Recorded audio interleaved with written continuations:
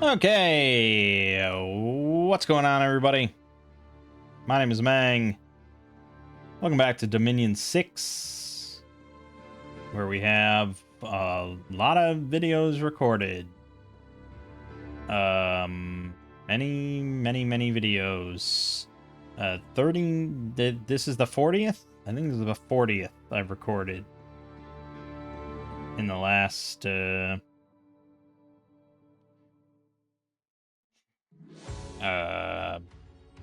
16 days. All right. Anyways, last time we tried out the orcs a bit with the Warhammer mod, one of the two orc factions, and not bad, but I definitely piloted them pretty badly, so that's on me. But we're going to be doing one more Warhammer exclusive run here for now, at least. And we're going to be playing as the Tomb Kings. We'll do it on a normal map, even though I do think some of the custom maps that actually have, like, actual nice desert areas could be better, feeling more like Total War. But I don't know. Those custom maps can be kind of hit or miss. Nah, I kind of like that one we did. Which one was it? It was Dawn of Dominions, I think. Let's give Dawn of Dominions another try. We didn't give it its dues. All right, this is Mangg's LP's 17 Warhammer. Middle age. We're gonna add a new player, so we got 6 AI and myself. Okay, and we are gonna be playing as Nehekhara Tomb Kings. All right, let's read. Lore. We have a race of undead humans. We prefer heat scale +2. We have halved income and pop loss from death scales. So that's good, I guess. Sure. Our military consists of shielded infantry, archers, and chariots with powerful and resilient animated statues. Magic is death, with fire, air, astral, and earth. Our priests are strong, with chants that strengthen the undead. Mechanics, we can't have any mercenaries, but our troops have no upkeep. Our animated statues require both lab and temple, and we get recruitment unlocks at Dominion 1, 2, 4, and 6. Okay. And we get order limit +1, heat limit +1, death limit +4. So we can go really hot, but we prefer scale +2. So, yeah, we can go 3, I guess, but we prefer 2. And we have standard forts. Necrotechs can build better forts. All right, our basic scout. Pierce resistant, cold, poison resistant. Oh, yeah, plenty of undead. This is the revenge for the last game. Tomb Herald. Sacred. Requires Dominion 2+ to recruit. So 65 gold, 13 resources. It is a commander, but, you know, I guess 70 undead leadership is not nothing. And it's sacred with a magic Kopesh. All right. We have Tomb Prince. Here you go. Dominion 4+ to recruit. So sacred, pierce resistant, susceptible to fire 10, cold, poison resistant. Dominion Immortality. Death Curse, Ambidextrous 3, Unsurroundable 2. They got Kopesh and the Royal Scepter. Pretty strong. Yeah, okay. We have the Tomb Prince Charioteer. It's a Tomb Glaive. Very dangerous with the chariot itself, which is also sacred.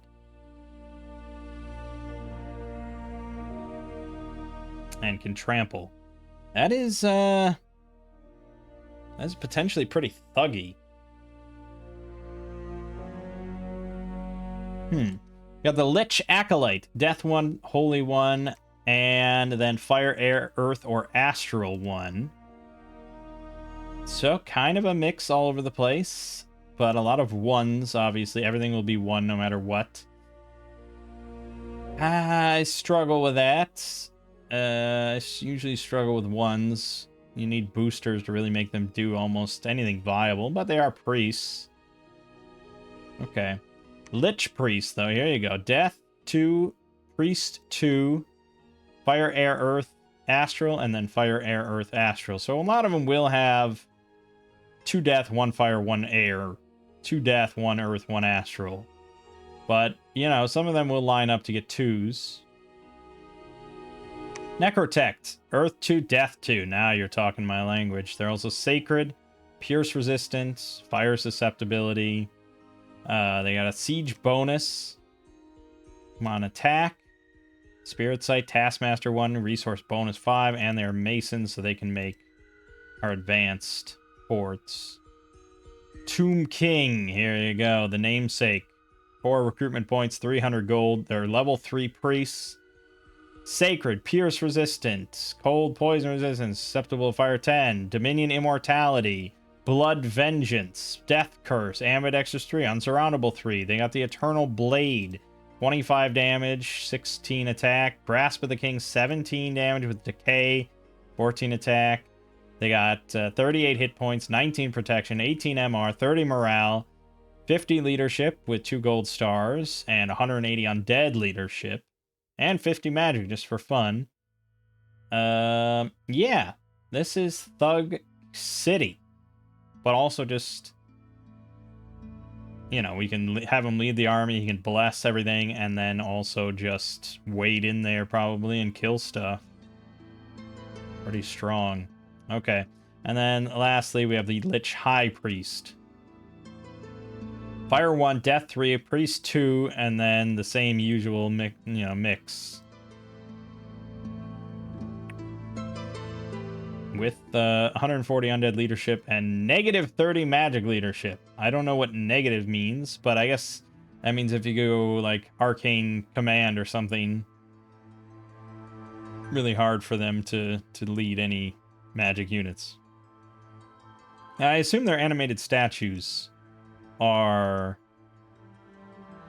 magical creatures. Yeah, you get a lot of stuff. Okay. Light Spearmen. So this is our cheapest, most basic unit we can make. They have no armor, 0 protection, Pierce Resistant, Formation Fighter 2. It's always nice. They got 13 damage, bronze spears, 3 length. They do have shields. So there's that with 13 defense, 14 protection on the shield.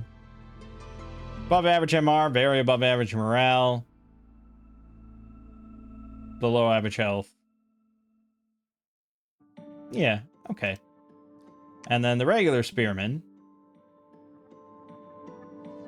They do get armor, albeit not a whole lot. And beyond that, they're pretty similar to the regular guys, but they just cost a few more resources. In general, I wouldn't really bother making the light spearmen. These guys at least can be upgraded with soldiers of steel for a little extra bonus.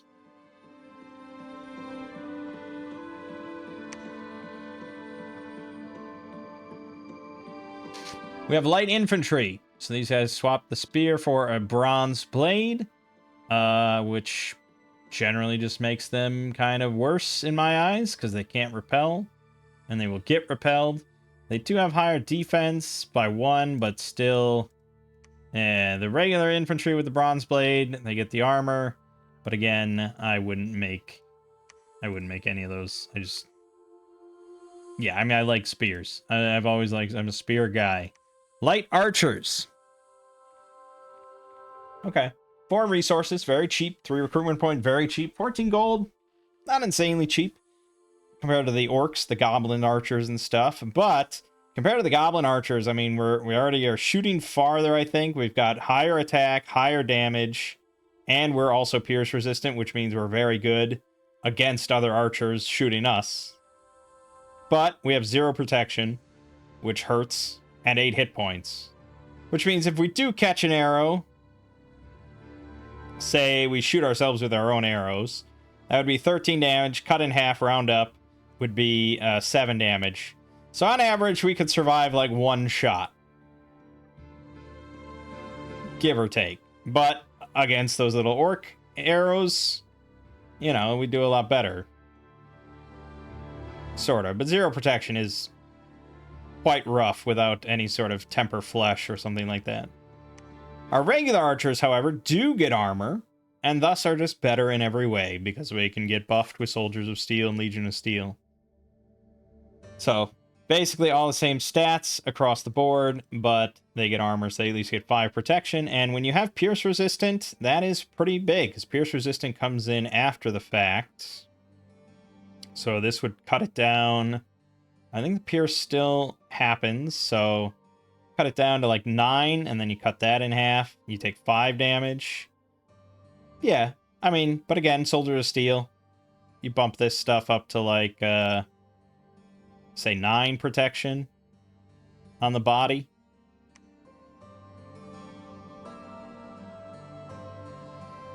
Then maybe you're only taking 2 or 3 hit point, 2 or 3 points of damage with each shot. It's not bad. Not bad, not bad. Nehekharan warriors. These are dual wielding with the ambidextrous 2. Below average hit points, only 5 protection. Other than that, yeah, I mean, they could certainly do some damage, especially against some lower armored targets on a flank.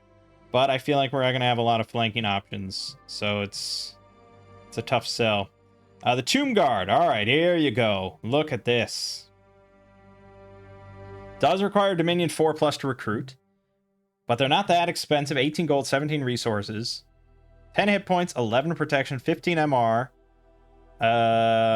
14 defense. They have shields. They've got armor. They've got pierce resistance, and they have Kopeshes that are 13 attack, 18 magic damage, slashing. These things will kill. And that's when you start to get to the point of maybe not having spears is okay. If I just kill anything that I'm hitting. Yeah, that is a tempting trade-off compared to just rolling with the Nehekharan Spearmen. Especially because these are 12 gold and these are only 18 gold. So depending on our productivity, Tomb Guards might be the way to go. But there's more, because there's other Tomb Guards. This one gets Tomb Glaives. Fucking one-handed length 3 Tomb Glaives with 25 magic slashing pierce damage. 19 resources. They get 12 defense instead of 14. But still, the length 3 on the Tomb Glaives is pretty nice. That might be enough to sway me off of that. But then last, the Spear Tomb Guard with the Tomb Spear. Length 4. They have Formation Fighter 2. 15 pierce magic damage on the spears. They get the shields. They get armor. 15 MR. 13 defense. This is what I would make. This is going to be probably the core of our army. Even though they're kind of meant to be bodyguards, this is what I would make. Length 4 magic spears on relatively cheap troops. Yeah, that's what I'd go with. All right, then we get into cavalry of horse archers. I don't tend to go for that. I don't really tend to go for that. Usually not worth the cost in my eyes, rather than just static troops that I can buff. But a long time back, I did have some success. I think I may have been my first game with having some horse archers on fire and keep distance and putting them all the way out in the front. But they are very vulnerable to immediate fire, even if they do keep their distance. So that's the problem with them. These guys have basically no protection of any kind. So a regular horseman, still very, very low protection by and large, and not really any hit points to back it up. So these things will die in droves. They'll get the charge bonus on the lance, and then they'll just kind of die, and that's not a good use of my money, I think. But charioteers, this is more tempting because they get trampling. I do like trample. They got some archery shit. There's that. But then here, the spear charioteer is probably more tempting. Length 3 spears, the trample, still not great protection. Still not great hit points. But again, they're flanks. They're meant to come in and not be the brunt of attention because they can move in fast from the back when the fight has already started. And, you know, the infantry is mashed up and they just come in from the side and trample the shit out of stuff. So we might actually go charioteers. But hey, look at this shit. This requires Dominion 6+, a temple, and a lab. So it's not sane capital only, but it's kind of capital only, at least for a long while. You can only get 3 per month wherever you recruit them. 60 gold, 15 resources. The knight on top only has 10 hit points, 11 protection, 16 defense though. And he has the length 4 tomb spear, just like the other guys. But then the serpent has 22 hit points, 14 protection, 15 MR, 13 defense. It's slash and pierce resistant. Has fangs, 17 magic damage with paralyzing poison, and a 20 damage, 20 magic damage tail attack. I guess the question is, what role do they serve? They're not frontliners, so they're sort of flankers, I guess, but they don't trample, does he? No, he doesn't trample. So he's sort of just a brute flank. Like a troll or an ogre or something like that. You know, he can kind of open up some cans with this big high magic damage. But still, I'd worry a lot about how vulnerable they are. They are very magic resistant, which is nice. So depending on if you're going up against something that does do a lot of magic spells, magic casters, could be good. Asp archers. Sacred archers. You don't see that too often, actually. That could be fun. That could be very fun with, like, far shot and precision buffs. They're already pretty precise. 15 attack on the bow of Asif. Range 40. 14 magic damage. That also does a strong poison.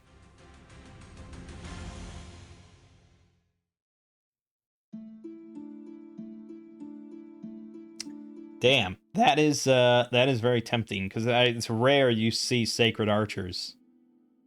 I might have to go for that. Guardian of Pitra is another sacred unit. It's got Sun Awe 1. Chance of being affected by awe is determined by attacker's morale. Sun Awe effect is negated by darkness, caves, and being underwater. Rain, snow, partially obscure sun, reduce morale difficulty by 2. Okay, I mean, awe in general is good. That's sort of a slightly shittier awe, but yeah, Formation Fighter 2. They are sacred. They have 11 protection, 15 MR. Not amazing stats, but the Sun Awe helps. Pierce Resistance helps. Formation Fighter helps. They've got Spear of Pitra, 3 length, 13 attack, 15 magic damage. Ooh, with Fire of Pitra. 8 armor piercing magic damage, fire damage. Double versus other undead and demons. Tempting, but I feel like all my holy points are going to go towards those archers. Alright, and then the Sepulchral Stalker. 2 per turn. Requires all the high-end shit as the other ones. They've got length 4, 30 damage, Tomb Glaives, and Sepulchral Gaze. Range 15, 22 attack. Never seen a number that high, I don't think, on a troop. 8 damage, armor negating, magic resistance to gates, blah, blah, blah. And it petrifies. They can only shoot this out 4 times, but it's kind of like a javelin, but even better. We can only get 2 of these guys per turn, but I think there's not going to be too many turns where we don't want to get them. Except they are expensive. 75 gold, 50 resources.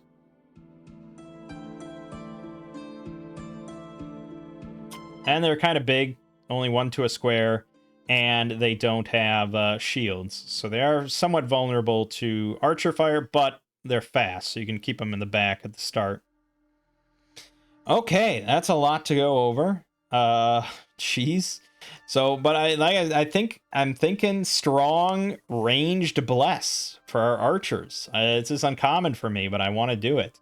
I also think in general scales, because The archers are going to be good, but we're not going to have an insane amount of them, at least early on. And so we're going to want to get a lot of these tomb guards. This is going to be kind of our primary troops, as many as we can possibly get. And then bolstered by the spear charioteers, I believe. That's kind of the general plan. And you know, these guys are 35 gold, 22 resources. The tomb guards are 18 gold, 17 resources. I think Scales is going to be pretty strong here. So, if we could get productivity limit, that could be good. We're inclined to go death because we have half loss from it, but honestly, I don't like the idea of death. We're not a pop kill nation, I'm pretty certain. So, but if we want strong Scales and strong Bless, that's definitely not going to be an Awake Expander or probably a Titan, I don't think. So we're, as usual, looking at a Monolith. I tend to be in this. I don't know if I've ever picked a Dominion 1. Maybe once or twice I've picked it, but by and large, I'm in the Dominion 4 and 3. And also, we want a high Dominion because we depend on having strong Dominion like everywhere for recruiting our best troops. So no matter what, we want big stuff. We don't get a discount on anything. So, and I think we already get an order limit +1, so that's not of any value to us. So it's either just no bonus to Scales, or I guess luck. We could take Battle of the Stars. I think we've done that one before. I'm generally okay with that. But we need air. Now, we definitely need air. There's no doubt. So there's Battle of Writing for the... I mean, we get this is useless to us, but it's the only one that comes in with air. Otherwise, taking Netter of Chaos. Basically a bunch of scale shit I don't care about, but the paths aren't bad. Or we can take the Serpent King and just give ourselves some good paths if we don't care about anything else. So we can just give ourselves air. I mean, what else do we think is going to be strong on a... I've never kitted out a Bless for archers, so I'm not really sure. They already have magic weapons. They already do magic piercing damage with a strong poison, so honestly, I don't know. Other than just like insane amounts of precision and far shot and some other maybe. Well, I guess if we go death, there's some fun stuff there.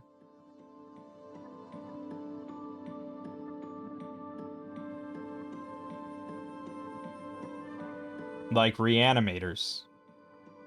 Any living enemy killed by a blessed unit has a chance to rise as a soulless being and fight for its killer until the end of the battle or until it's felled once more. That could be pretty good. That could be pretty damn good. Or regeneration 10% on undead. In case they do get hit, you know, they can just regenerate. And then I don't have to make more of them. That's also pretty strong. Or just 10 invulnerability to any non-magical damage.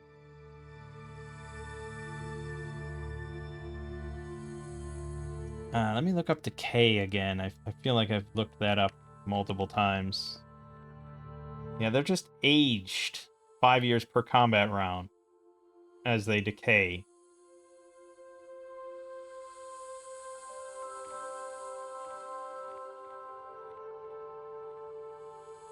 I don't know if that's good.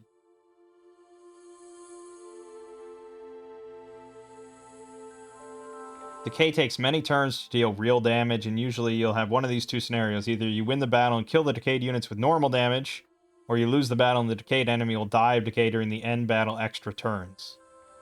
Decay is often a questionable choice. But it can be quite good to destroy very strong enemy units you wouldn't be able to kill otherwise. Now, I mean, I'm very strongly attached to reanimators now. I think that's pretty nice.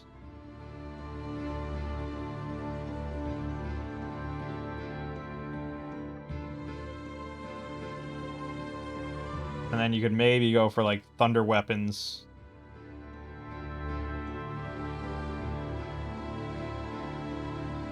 But, again, like, two of those things are incarnate, right? Reanimators and thunder weapon, both incarnate. And that's the thing, like, if you're going for a strong bless, usually that involves incarnate effects.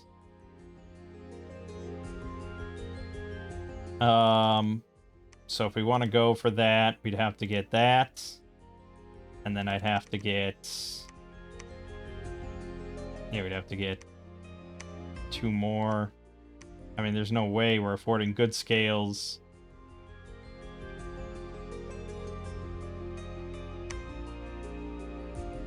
And be awake. And with that high of paths.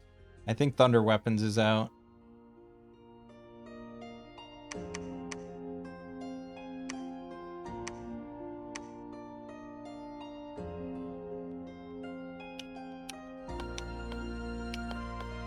I think we have to go dormant no matter what. Like, we're not going to be able to get better than... It's just not going to happen.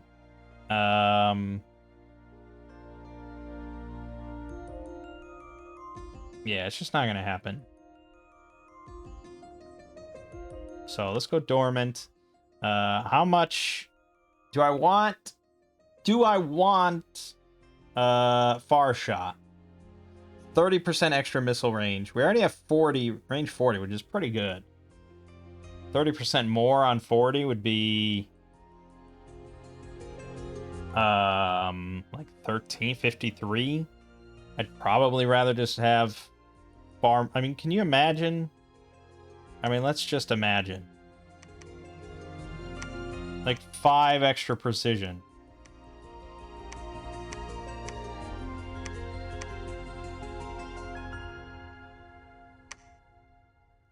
These guys will have 17 precision. Meaning that this will be 20 attack on their bows. And they have 15 ammunition. And it has strong poison. And anything they kill that's living will just become undead to help us out. I mean, I'm getting giddy. I don't know how good it is, but it's just one of those things like, wow, how can I pass this up? But that is the question of how much scales we're going to be able to afford here. We want order. We want productivity. I think we're going to go heat 3. And we are going to take death 2. Yeah, because that doesn't affect us that much. Doesn't affect us that much. So we'll take death 2. I'm not going to touch this stuff. Although I didn't really look at our research too much. Lich Priest is our primary guy. We're going to be building constantly, just shitting these out every turn. They're kind of expensive, but they do have 13 research, so it's not too bad. We want at least, what, Dom 6? So I think that's what we'd have to go with, which isn't... It's not amazing scales. But I think that's it.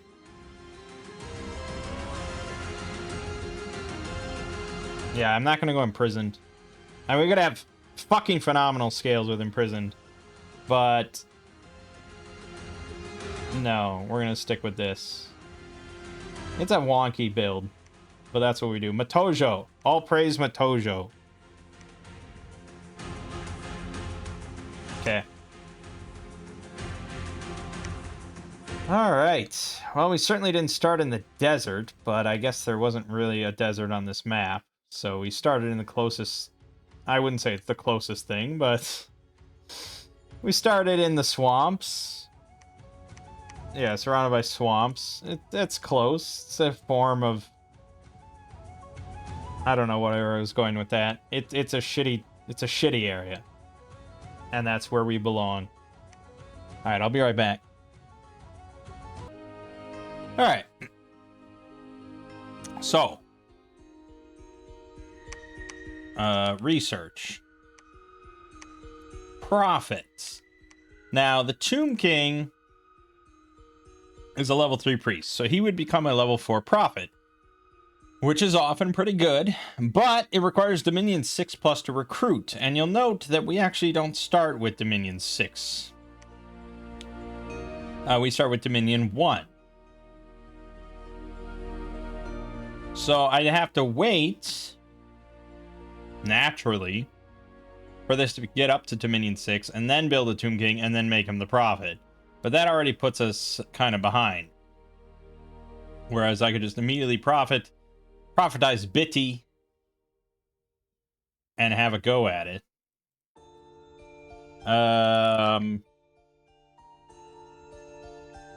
What do we get out of... Well, fanaticism, fanaticism is sermon of courage for the whole army. That's basically pointless for us because we don't worry about morale. So there's not really any reason to have a level 4 priest. I mean, there is other benefits of having level 4 priest. Also, we didn't look at our national spells, so let's go through that. Conjuration, we had Call Carrion. Summons Carrion. Giant undead birds. Maybe. This is very unique to us. 2 death, 1 air. We get 4 of them for 12 death gems. We can load them up in the inspector.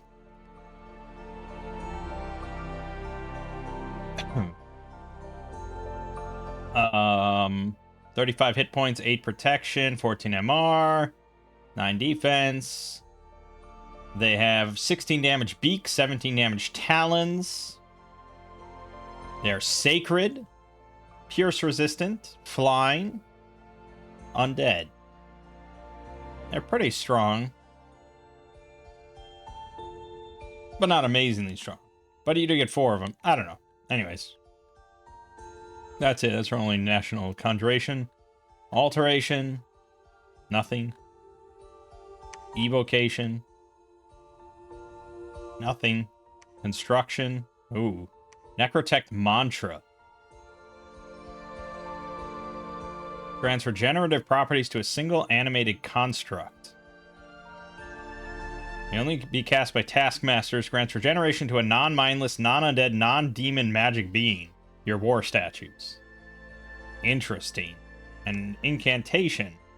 Grants AoE 1 quickness to your war statues. Fascinating.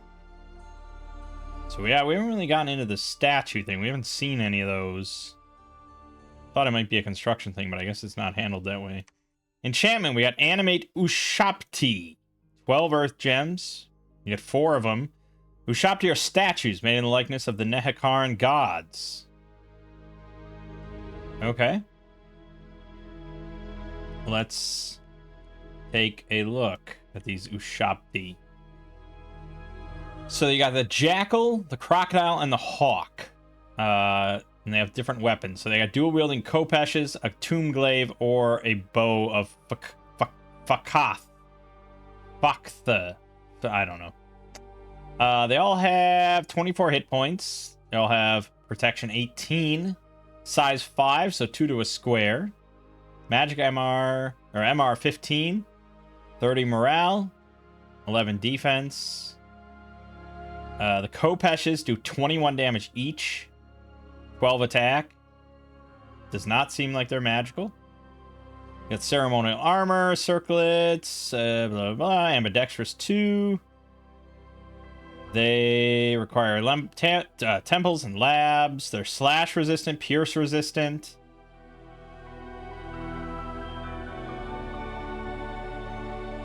Blah, blah, blah. They're stone beings. I think they're pretty strong, and even stronger with regen and quickness.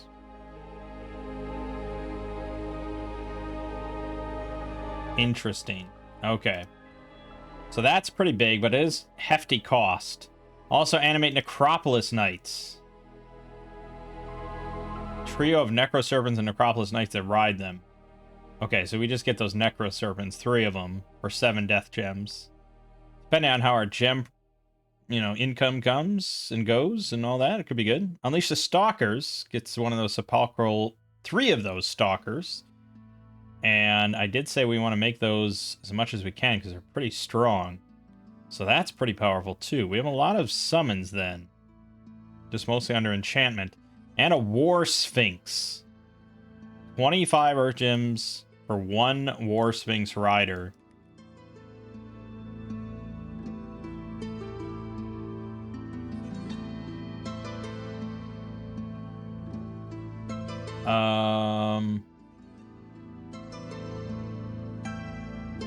Okay. So the War Sphinx itself has 80 hit points, 25 protection, 18 MR. It has 4 different attacks. A bite, a claw, sickle tail, all doing like 20 damage. And then range 6 fire breath, 15 damage. It's got +5 fear aura, slash pierce resistant. And it's a stone being. Requires no gold upkeep. And then the rider on top. Not nearly as well protected. And he's got a 15 damage tomb spear. Oh, he does have invulnerability 12. Oh. Okay, well that's pretty strong then. Nice. Well, that's also going to be extremely good. We need a lot of gems. And we do want to get all these things.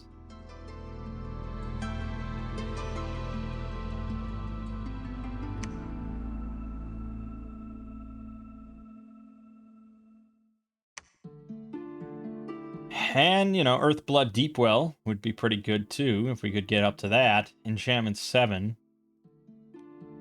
Usually we want to base it off of our mages. So we're going to have death mages and then a smattering of some other stuff. Fire, air, earth. But we're mostly going to be building these once we get Dominion 4, which we will pretty quickly. So death 2. And then we will have... we're not going to have many earth 2s. But as soon as we get 1, they can earth boots to get anyone that does have 1 up to 2. We don't really need precision buffs or anything like that from air for our guys. We're already pretty insane on that front. There is ignite arrows, though, so that's a possibility. But that's also 2 fire, so that's even trickier than the earth thing. And then astral. Body ethereal. Communions. I mean, communions could do some work, I suppose. It could do some stuff. But I think, of all things, we're always going to have death. We're always going to have 2 death on all those. So, focusing on the death aspect, outside of, conjuration and summons and, things like that, there aren't too many buffs associated with death. As far as group buffs. Until you get... Yeah, not really. Not really. So I think we're mostly then, as always, gunning for Horde of Skeletons, Enchantment 5. Because every single one of our guys could spam Horde of Skeletons. So I'd say Enchantment 5 is a pretty hefty benchmark. Instruction is always a good benchmark.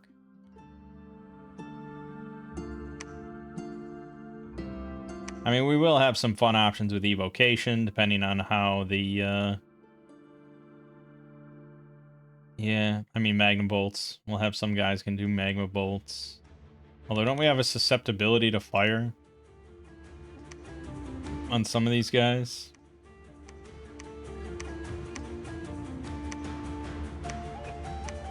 No, I guess I made that up. Oh, no, some of them do.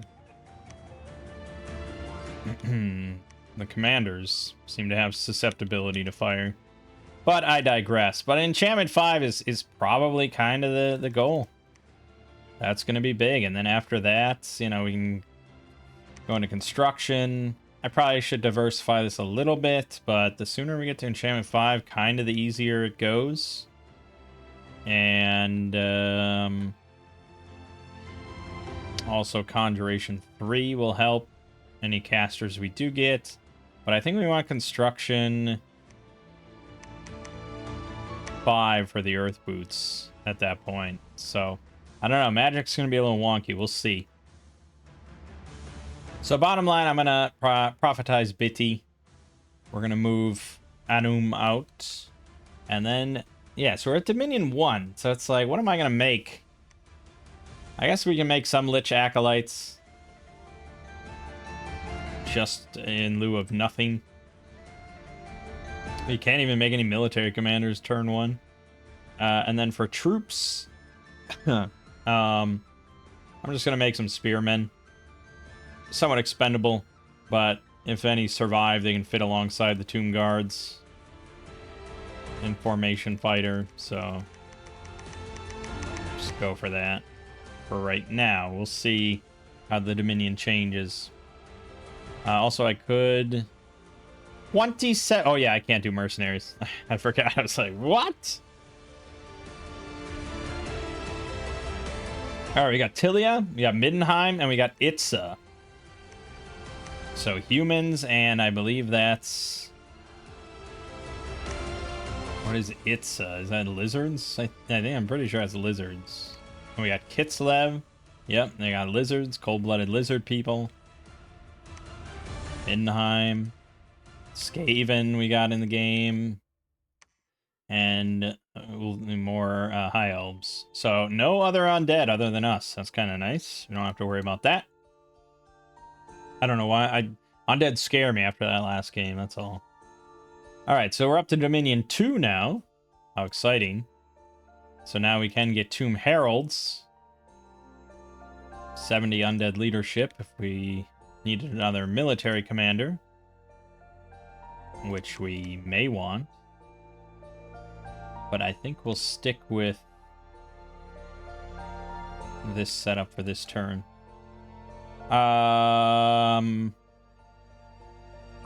And now we're going to start taking some territory. I think we got some easy-ass fights here from the looks of it. And our capital is going to be fucking stacked on resources. Jesus. Alright, so let's go take this. And we're going to attack. We're going to fire. I don't really care what you attack or fire at.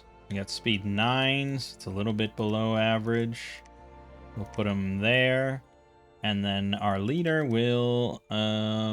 he's our prophet. Oh, Chant of Healing. Look at this. Range 50, 6+ area effect. Which for us... increased by 2 for every extra level. This is level 1. So that's area effect 10. 0 fatigue cost. Heals 3 on undead. Oh my god. Chant of Resilience. 4+. So for us it's 6. 200% casting time, 20 fatigue. Bark Skin and 5 point of fire resistance to non-mindless undead. So effectively Bark Skin without the fire vulnerability. Damn!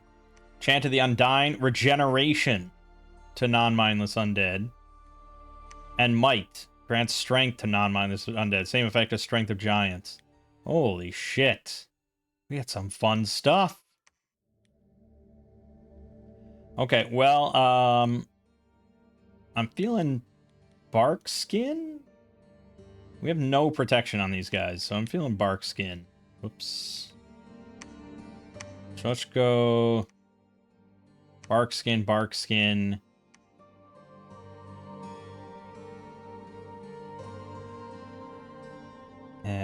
They're already going to be moving. It's got pretty good range, though. Maybe another Bark Skin, and then at that point, maybe just Chant of Healing. And we'll see how it goes. Alright.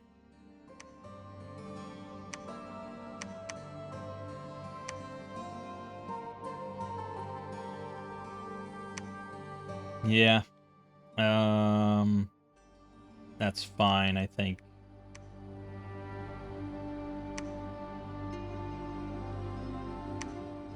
See how it goes. See how the undead operate.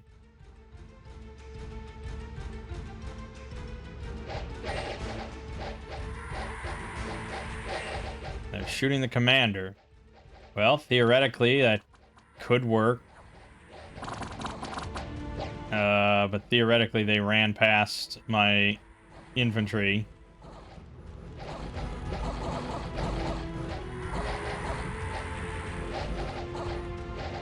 Probably should have scripted a little bit more than that, huh? But we did win, so that's good. It wasn't great, but we won. Okay. Probably attack closest and then fire enemy archers, maybe. Do it that way. These other ones are a little trickier. We're still at Dominion 2. I could preach instead of researching just so we can get this Dominion up. I suppose.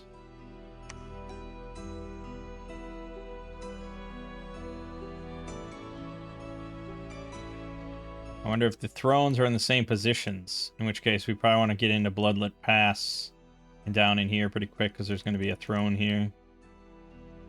That could very well be true.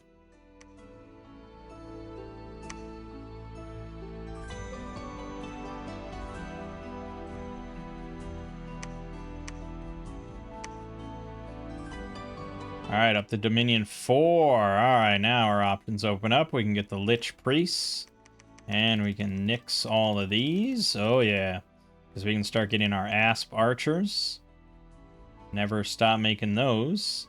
And then the Tomb Guard as the front line with the shield. Yep. And then we want the Charioteer. Try, yeah. 3 every 2 turns is okay, I guess. You have a lot more spearmen. Now, you can't even do lines, so maybe we should get into an actual commander. The Tomb Prince can lead 100 with lines.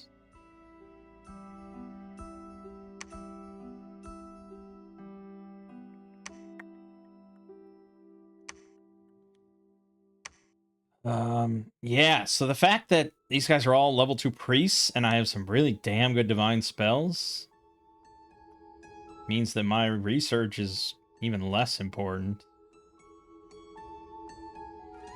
Alright, let's get a Tomb Prince while we're here. Yeah, I do think the thrones are all in the same place, so 1, 2, 3, and then don't remember if there was one over here. I don't think so. I think the 4th one was... There was one here. It's a bit far. But if I can take out the entire... The Skaven are all going to be up in here. I'd have to wipe out the Skaven, probably. But we'll see what it comes to. But we want to get Bloodlet Pass. There's a huge Draco Lion and a Chimera here. That's scary.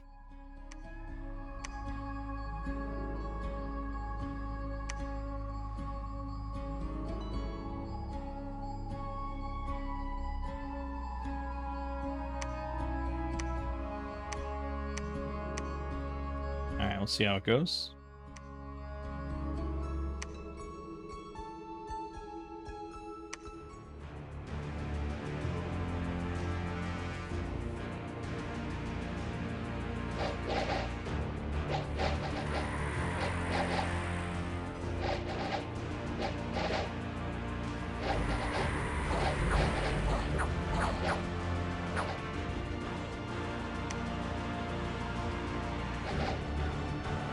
I don't know how much he actually got that bark skin out. He might just be buffing up the, I don't know what he's casting it on. Probably cast it on himself multiple times, for all I know. But it'll get there. I should have him further up. Okay. We lost 2 light archers, 3 spearmen. Perfectly acceptable result. This one's gonna be a little tougher. Wonder if the regen is better, but they only have 8 hit points. I'd rather have protection. It's just he's got to be like here. And very few archers. See how it goes. But we do want the Lich Priests.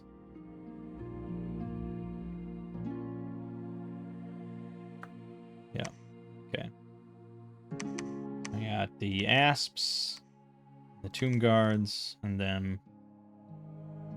And we didn't get any Charioteers yet, but we shall. And, I mean, our resources are only going to explode out from here, so... More Tomb Guards. Good, good, good. So I wanted scales.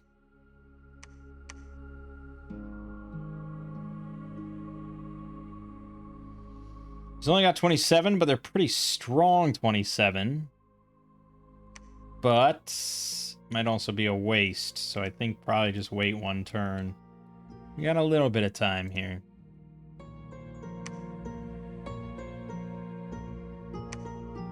Alright, we did lose 10 spearmen, 2 light spearmen, but we took Bloodlet Pass, so that was a notable one.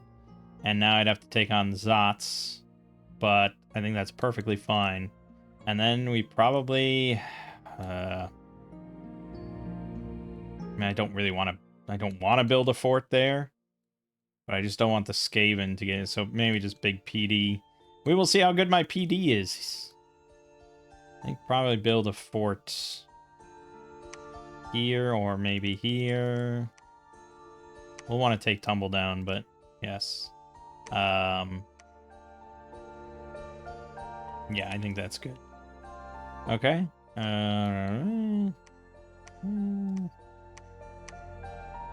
Okay.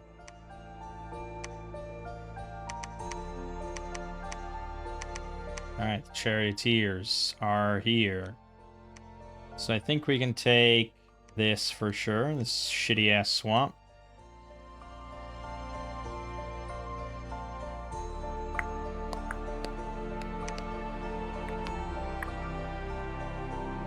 There's an argument to bring a priest along, for sure. Even a level 1 priest, but... probably this level 2 priest. And we're going to... fire archers. We're going to attack closest. And then we're going to hold and attack closest. These things are pretty fast, 19 speed. So about twice as fast as... yeah,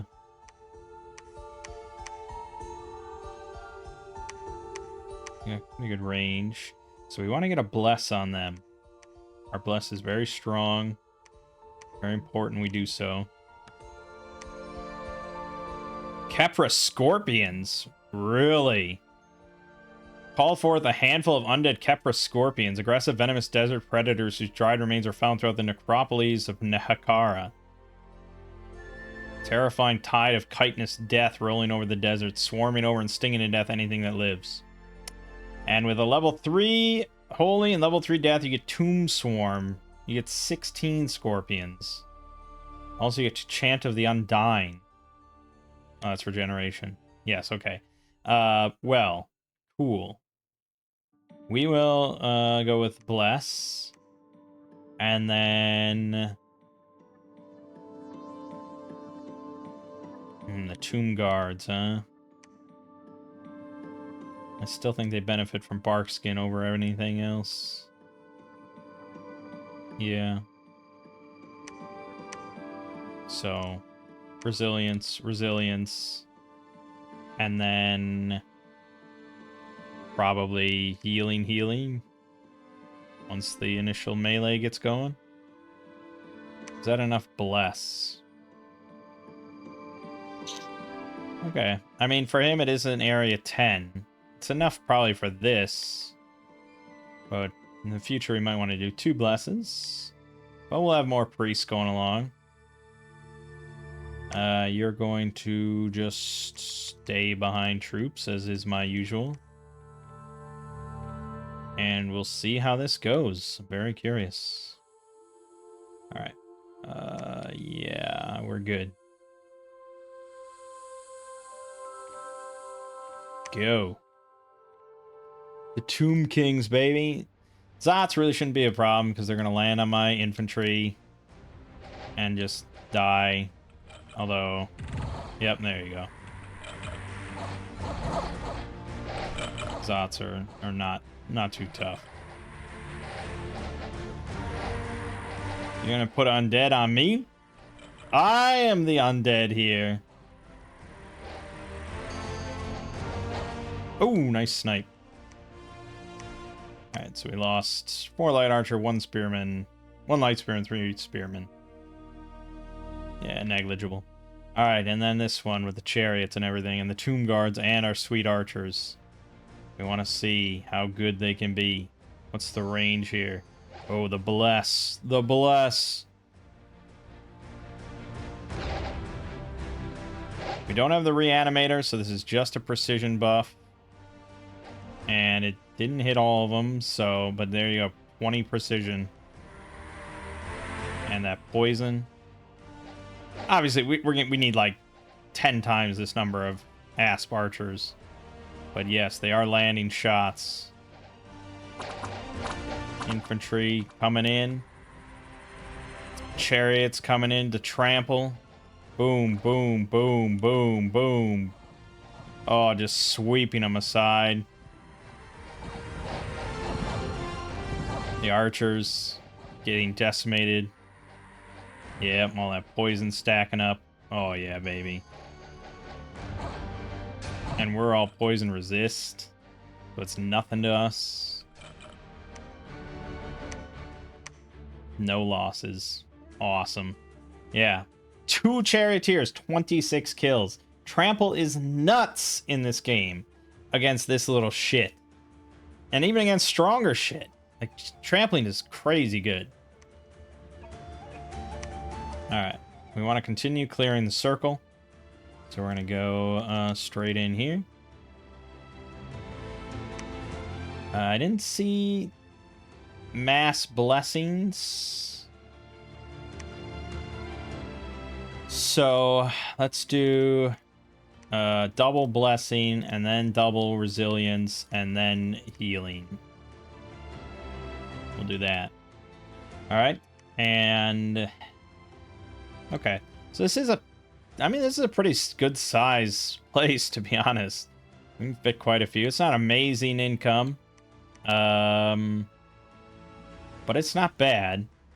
And it is a foothold here. So maybe I just search here. Why can't he preach exactly? It's interesting.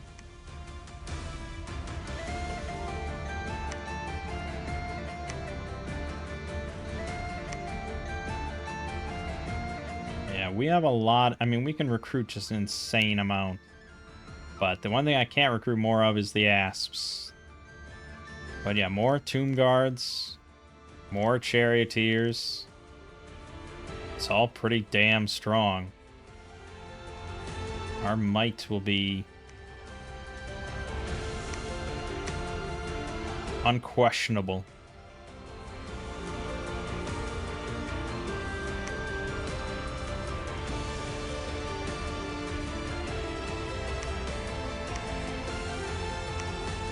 I'm wondering if it's just like, if there's an action that Necrotechs can take that just lets them forge stuff, because I don't know if we saw...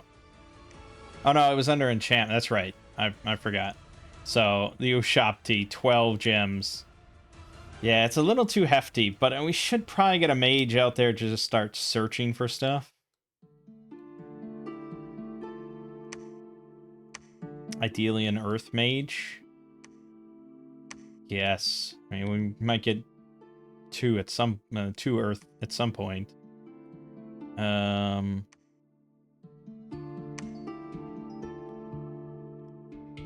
okay. Okay. So Death 2 is lowering our income by 1%. So it's really negligible. And supplies doesn't matter because we don't need to eat anything. Growth minus 0.2 is not awesome. It's not awesome.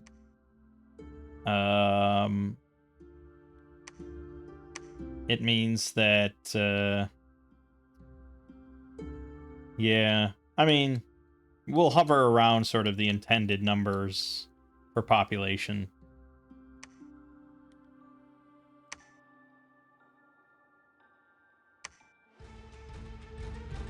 There's just something about this Warhammer mod. I just love to watch these battles now. There we go. Now they're all blessed. Oh god, it's raining poison. They've already routed them. Get fucked. So good.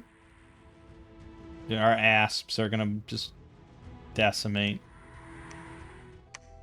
Yep. We killed 11 of them. Well, technically 13 of them. 2 of them died from the poison damage on the way out. But yeah, we killed like 11 of them. And they routed. Amazing.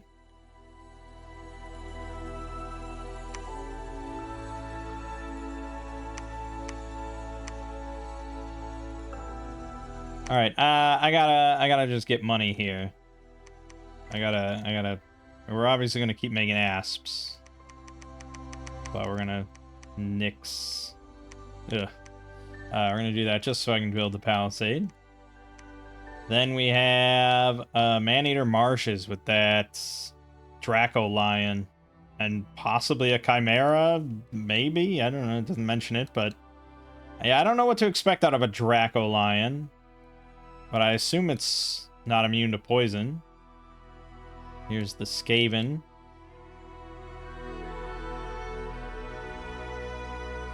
Yeah, sweeping eastward and just kind of containing the Skaven before they get out of hand could be very beneficial. We're up to 5 Dominion. That's good. That is very good. But we definitely want to get the Tomb Kings. 180 undead leadership with 2 gold stars. They got Dominion immortality, and they have priest level 3. Like this is what we want leading all our armies. So easier said than done, but yes, that's what we want. So we got to keep the Dominion up.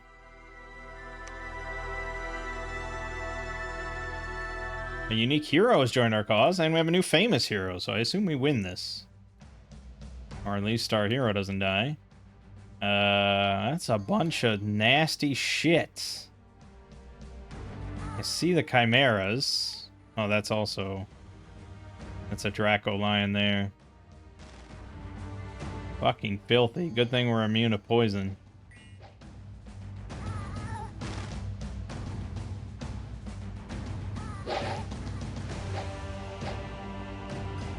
The Ettin's gonna be potentially painful. See how this goes. Imps dropping in. Oop, yep. Fucking knocked our block off. Yeah, we're not trampling much on these big spiders and Ettins. We lost a charioteer. He's just spamming these imps. Luckily, we're very resistant to poison. That was a saving grace on this one. For a group of humans, this would have been horrible. Okay, well, we definitely won, but there were some casualties. Lost 1 of the chariots, 5 spearmen, 2 tomb guards, but overall, not too bad, considering what we were up against. Yeah. We got Ramhotep, the Necrotect Visionary. Nice! And Bitty is now a famous hero. Oh, that was a completely different person. Ambidextrous, increased attack and defense skills. Yeah, but he's not really going to fight anything if he can help it. 140 Night Runner, Censer Bearer, Night Runner Slingers, Clan Rat Spears, Skaven Slave Slingers, led by a Grey Seer. Okay, well, it's not any, like, major units or anything. I assume he's not stacking Warp Fire Throwers, which would be pretty bad. But, yeah, okay. So Ramhotep, 3 Earth, 2 Death. And he is a Mason, 35 resource bonus, just for good measure. And he casts Summon Earth Power on it and start a battle. So we'll have 4 Earth automatically every battle. That's nuts. Mostly I want him to go site searching, though, at the moment. We want Earth, we want Death. Earth and Death. And we can also make more Tomb Kings. And the Lich High Priests. We hit Dominion 6. So we can also make these Necropolis Knights, but I'm iffy on them, and they're pretty expensive on the gold. So we want mainly Tomb Guards. Is that too much? We're gonna have way too many resources. Like, we probably didn't even need productivity, at least with this location. It's massive. We'll go with that. Yeah, we're just gonna have you... Oh yeah, I didn't look at any of my unique stuff I might get.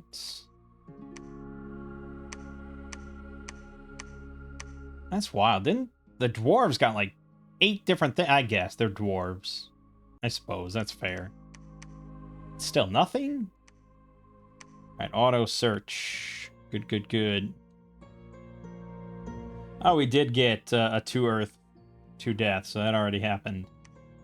That's nice.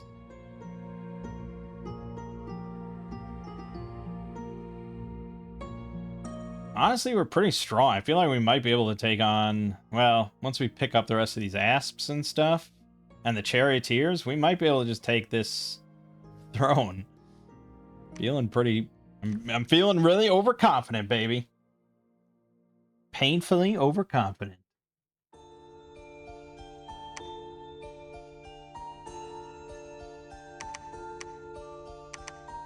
"29 Asp Archers. 11 Charioteers, 68 Tomb Guards. This is a bit of an army. This is definitely a bit of an army. Alright, so our blessing hits 10 squares. These guys are technically 3 to a square in a box. So, theoretically, 2 blessings should still cover us pretty well. We could, at this point, transform into a hold position rather than this usual thing that I've been going with. So we could do something like... Yeah, I guess something like that.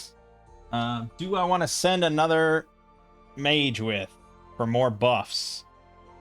Giving all the Tomb Guards bark skin is pretty damn nice. So one of these maybe... Well, yeah, the level 1 priests are not really appealing to me. But yeah, one of these other guys is just... yeah. Yeah, but bark skin is good. Okay. Yes, we'll send along...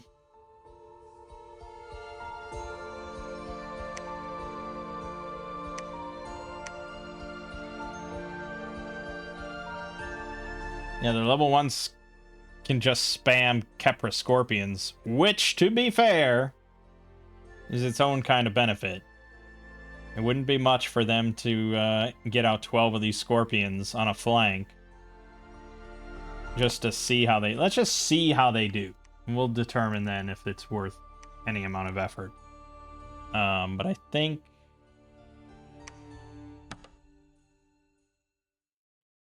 I'm going to do that. I'm going to move you a little further back because of the hold. Oh, no. Yeah? No? Yeah? Yeah, a little further back because of the hold. There you go. And then you are going to just cast Kepra Scorpions. I guess. We're going to put you over here to the side. Not you. You're here to bless. You. Okay. Yeah, we'll see how it goes. Alright. So he's taken, like, a couple provinces. He's probably gonna... Yeah, he's got his Doom stack, so he's moving out.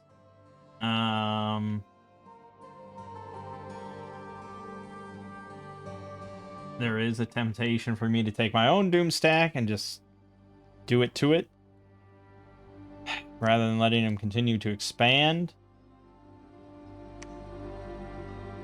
But I probably should be... I have to have Dominion here, and we don't have Dominion here. Fucking Skaven. And it's gonna be shitty Misfortunate Dominion, too.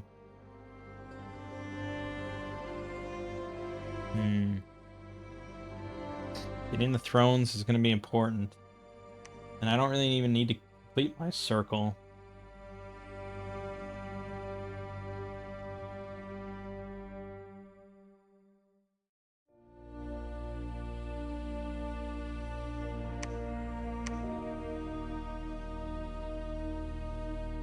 Is this a waste of time to go to Stone Mother and then back over here and then back over here? Yeah, okay. Let's do a test on Runegg. If that goes swimmingly well, then we'll probably just take Mountains of Judgment. And then if that goes swimmingly well, then we'll probably just take Mount Soros. And 2 thrones under my belt will be pretty strong. But by that point, Skaven, he'll probably be all up in this shit with his Doom stack. So I guess we'll see. This has 3 months to go.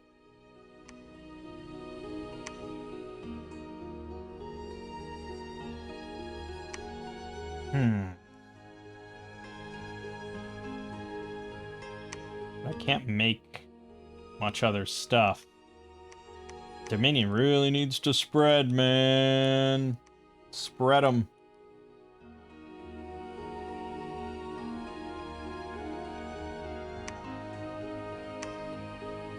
I can make troops, you know, anywhere I have good Dominion. I can get up to Charioteers, but no regular spearmen.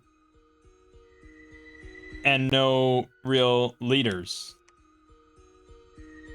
So we're kind of a fort-based faction. Alright.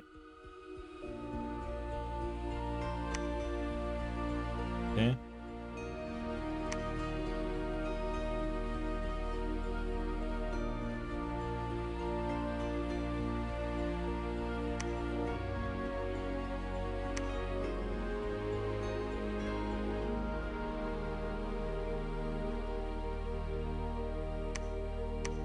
Yeah, if we get our income up, we just start sending out one of these shitty priests to build temples.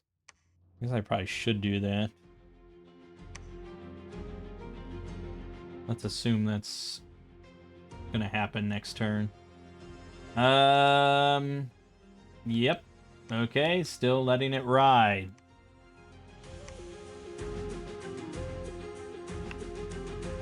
Yeah, I could just recruit so many more troops. And it's like having a strong early game and getting really aggressive with your early expansion is highly beneficial. So I shouldn't I? I should just make some of these Necropolis Knights too.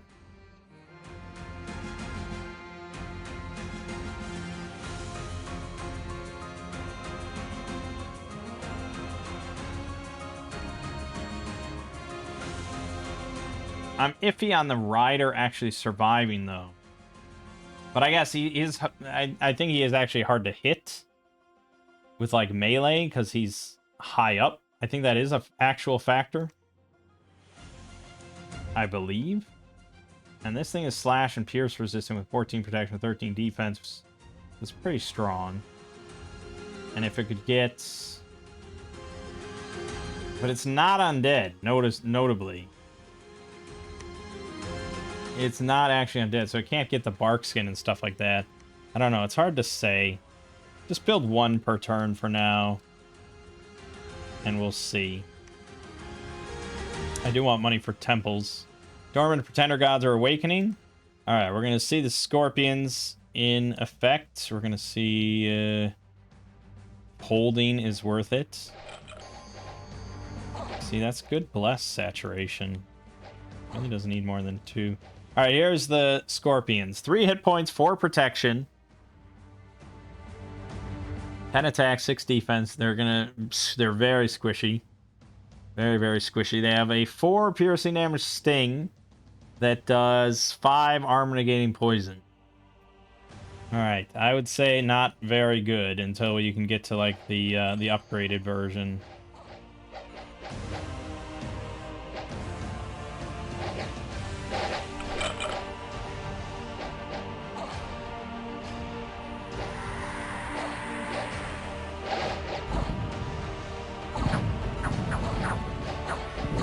My charioteers are a little too far forward.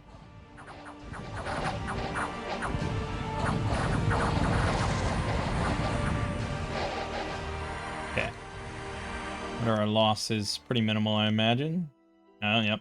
1 charioteer died. 2 more of them lost their chariots. It's not great. Not great. Not great. Yeah, they were a little too far forward. They helped win pretty decisively, but we don't want losses like that. So, you're gonna move back to here.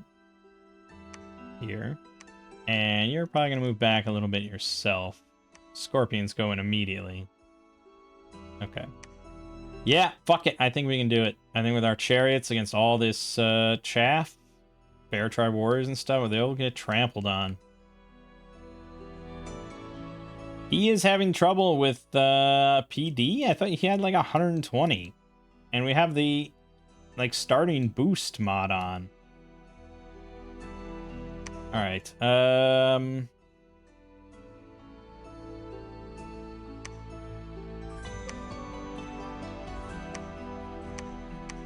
Struck temple.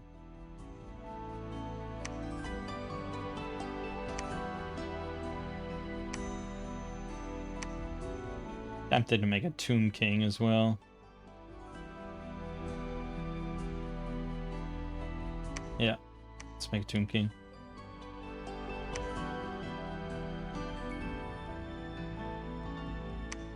Let us watch. It's gonna be interesting. We're gonna see how well the Asps do. I wish I had Reanimator. That would be very nice. But the arrows will rain. Oh. Get up there, guys. Get up there. There you go.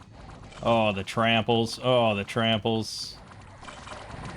Oh, the tramples. Oh, we lost a lot of charioteers. This guy's hit hard. For the poison damage, spreading, routed. He is animating undead constantly, but the tomb guards are very solid. Very hard to break through. Now we're banishing all his undead. Because I got priests. Routed. Yada, yada, yada, yada, yada, yada, yada, yada. Okay. A little painful on the charioteers.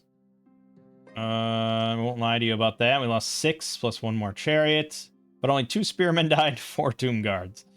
And we killed 137 Bear Tribe warriors. So, you know.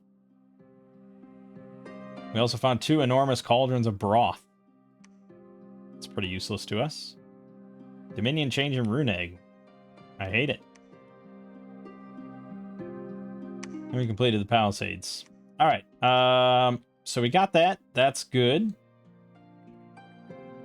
I think that's strong. I think we want to get more chariots before I take on Mount Soros. But I do think we can do it.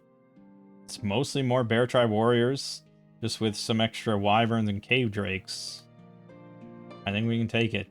So as soon as I get this Tomb King, he's going to go cap that. And I think we're going to go ahead and construct fortress here. Alright, he did take Falterwood. He is slowly pushing out, getting more. Yeah, I do kind of want to crush him quickly. And I think I have the might to do it. Actually, how many kills did my ass get? 46. Not quite comparable to the 49 that the 8 charioteers got, but very nice for not losing a single one of them.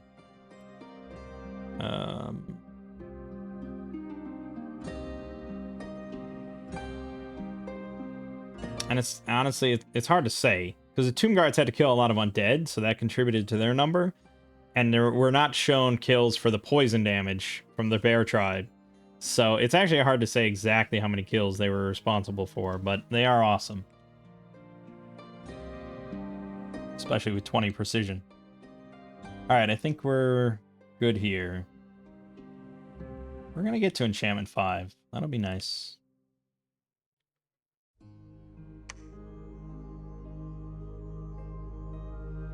Alright, and our god has arrived. So now we got Reanimator. Any kill we get with those archers will come back as a soulless undead and fight them. And the soulless are not strong or anything like that, but it's just going to cause a lot of chaos for the enemy. They're going to be hitting in the back, you know, things like that. It's just going to cause a lot more trouble for them. That's the hope. Not necessarily the soulless are just going to be this insane army that sweeps through from the rear. I think for Matoho, I'm probably... he's a very strong researcher. I was going to have him search, but honestly, it's probably better for him to just research.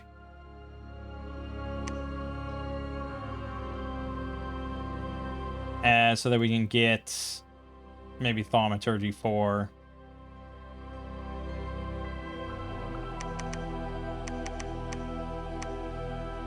For Auspex. And then that also gives us... Hold on. Did I not even look at this? We got Tomb that scuttles. You get a Tomb Scorpion out of it. And Awaken Necrolith Colossus.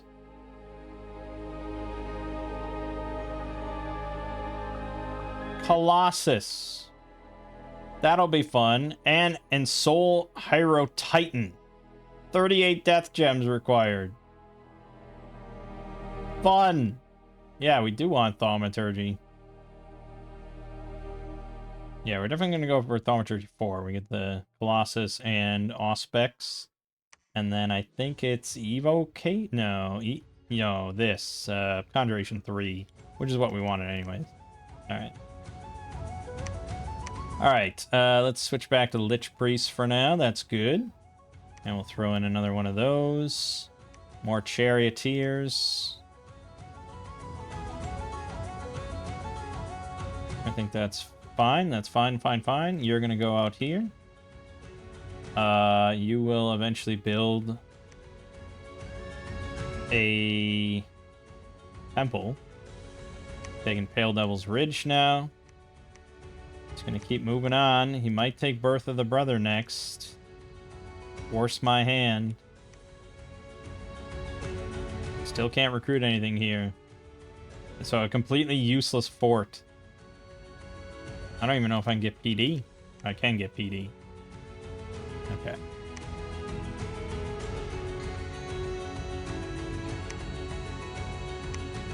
$10,000 things. 10 battle afflictions cured. Ooh, 1 earth, 1 fire, 1 air, 1 water, 1 nature gem. What an amazing magic site. Holy shit. Flame Throne of Ascension.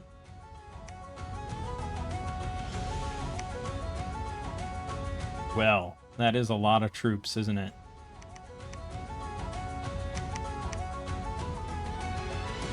Too many troops, maybe.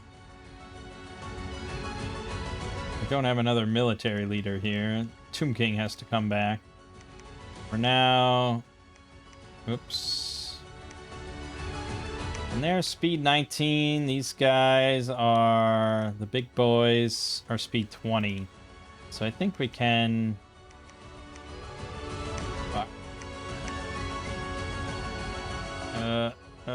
Come on. It's right in there. There you go. I just want to throw them one.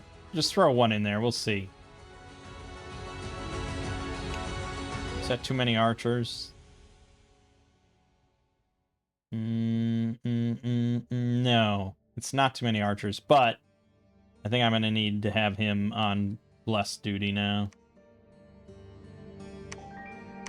Okay. Alright. We're doing alright.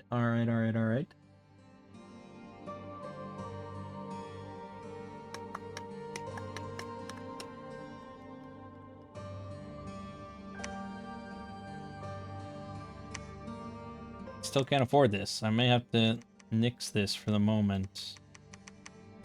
So I can construct the temple and keep moving on. We want our temples. Okay. Claim to the throne of the moon.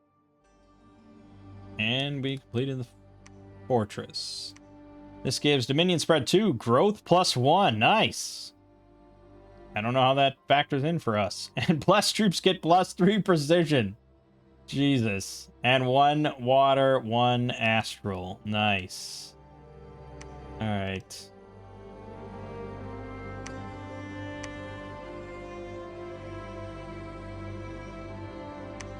Alright, we do finally have positive Dominion here. That's good. You're gonna go here. And you know what? Why don't you join this glorious battle? I just want to make sure we're all blessed up. And then, I could have you just spam animate dead or something.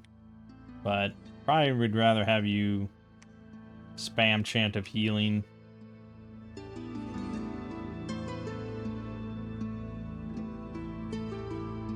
Theoretically, I don't need any more blesses than that on my archers. Theoretically. I guess we'll see.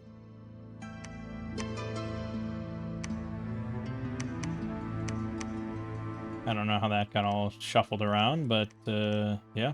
Okay. Oh, yeah, because I lost all them. Alright, that's fine. Yes, good, go. So you can't preach. They're not allowed to preach. That's interesting. They do have Reanimator, but I think I have to have a temple here.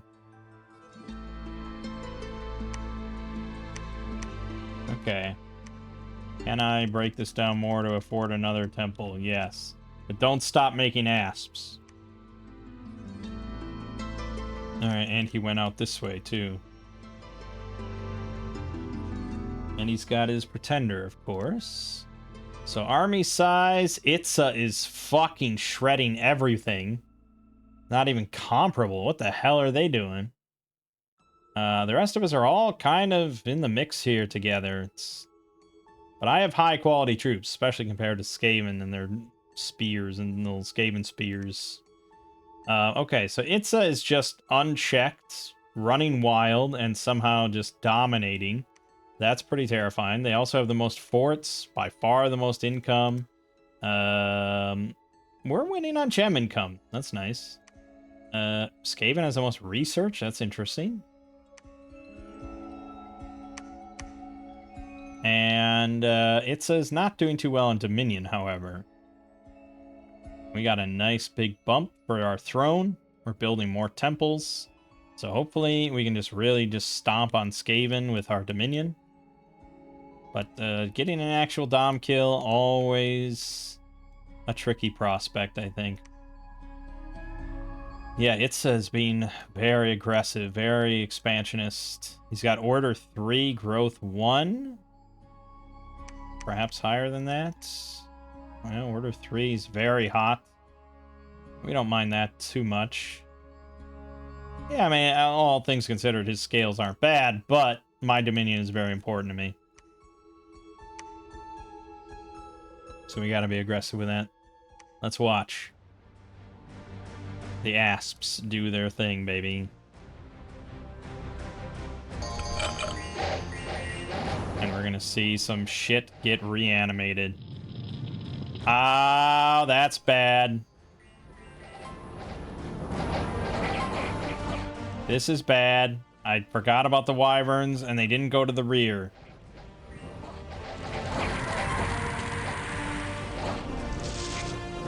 Good thing my ass. Oh, fuck. The fire. Oh, fuck.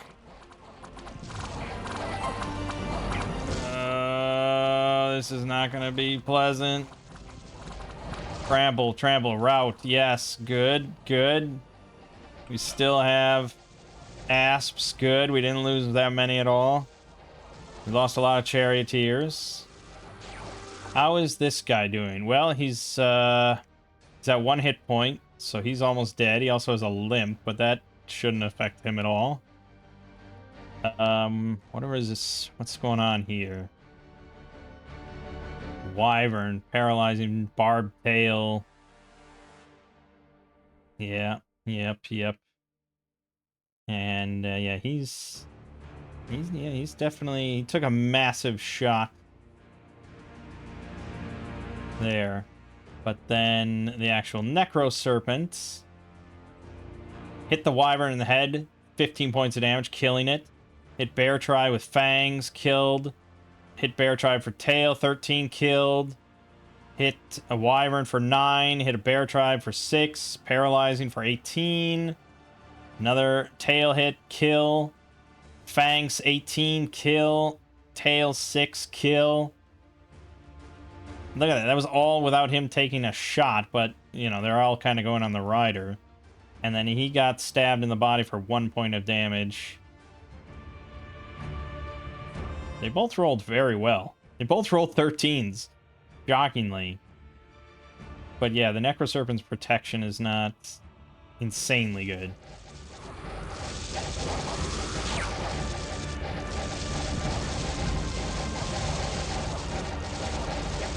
Okay, a rout at a very good time.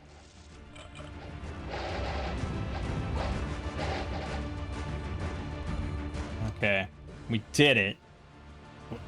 It was probably worth it overall. But we did lose both of our priests. Well, there's still one acolyte left. We lost 27 Asp Archers. That's pretty massive. Not happy with that. Half of the archers, due to the wyverns just swooping in. I did not expect that. What can you do? You know, who's to say where the wyverns are gonna fucking land? So that sucked. The wyverns just surrounded the archers. They got 28 kills total. We lost 27 archers. Do the math. We lost 4 chariots of 5. We lost 2 spearmen, 14 tomb guards. But those tomb guards, man, are very good. They're not sacred. I don't know how many buffs they're actually getting at the moment. But with like Legion of Steel on these bad boys, fucking ridiculous. They got 59 kills. So again, we don't know how much poison killed, and we also don't know how much the soulless effects kicked in. I didn't really see that many soulless, but you know, they were kind of targeting the wyverns a lot. I don't know. It was chaos. There's a lot of wizards in there. That was not an easy one, so I'm glad we did it. I'm glad we got it done, I should say. We got Apophis, the Cursed Scarab Prince. That's fun. Look at this guy. 40 hit points, 16 protection, 17 MR, 12 morale. He's got a Fear 5, Pierce resistant, Dominion Immortality. He's stealthy, Recuperation. He's an assassin. Oh, Reform 20. Unit with this ability has a chance to reform somewhere in the vicinity instead of dying when it is slain. Really? So that means on the battlefield, he has a 20% chance to just reform and go again. Death Curse, he's got Blink, so he can just teleport to his target. He can scale walls, Unsurroundable 3, Affliction Resistance 3. He's got the Soul Reaper, which has a Soul Slain Life Drain effect. Difficult to negate with magic resistance. Astral Weapon. Okay, so it's not good against Astral Mages, but still. Jesus. And Swarm of Bites. 4 armor-piercing attacks that cannot be repelled and apply weak armor-negating poison, doing 18 magic slashing damage. Good lord.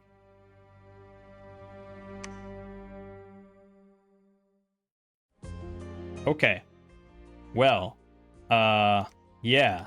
He is strong as shit. He doesn't need any weapons, that's for sure. I assume he can have a shield, though, right? This is a one-handed weapon. Swarm of Bites shouldn't be affected by that. I guess we can see. So I want probably a good shield on him. And then honestly, I just think like Black Steel. Just load him up with Black Steel is pretty nice. Very protective. Yeah,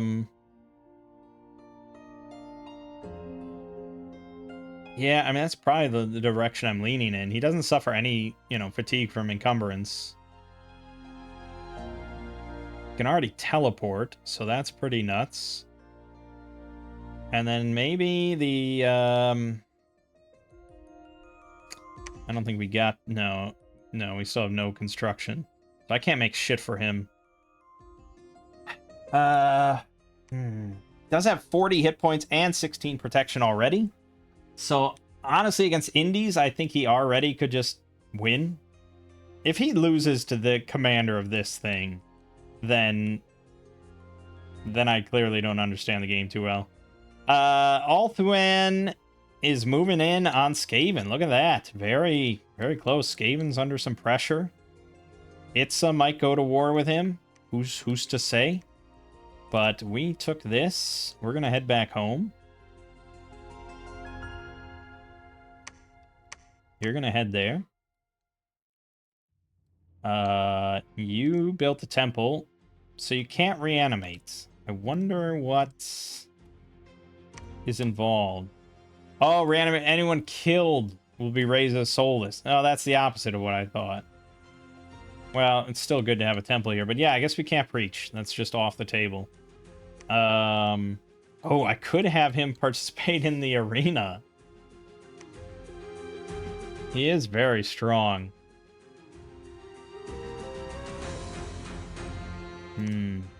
All right. I think I can win this game without him, so I'm willing to risk it.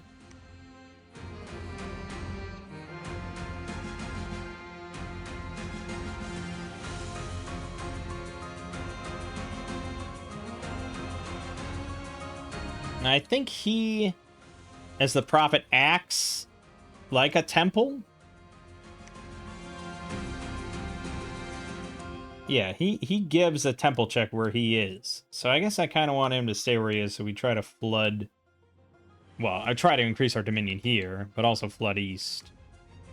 So, I guess I could build a castle here. But we probably also want to build palisades elsewhere. And we also need to recruit more shit. So, yeah. Yeah, we gotta replenish our numbers after that big failure. Did the Necropolis Knight survive? He did. How well did he do overall?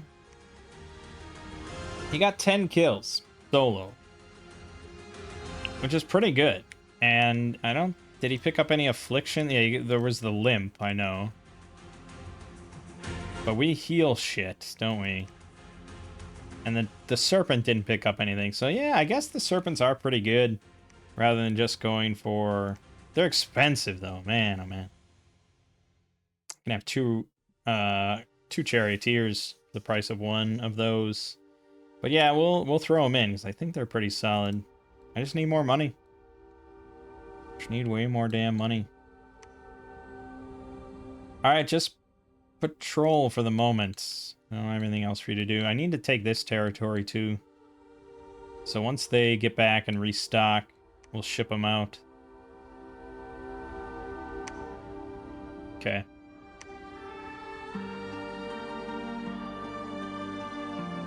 All right, we made it to the, well, okay, we won. I mean, I can already tell because we're in the finale and he's a new famous hero. So we did win. He did a clean sweep.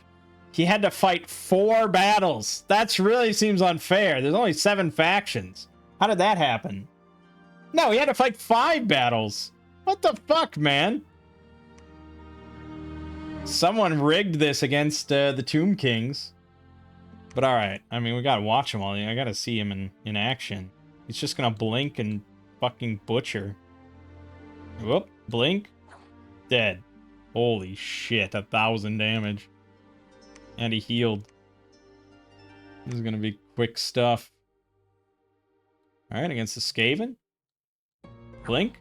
Dead. Oh, he Oh, no, yeah, that's always there. Okay, good. Third battle? Fourth battle? Did I skip one? Against Itza with his weird dude in a chair.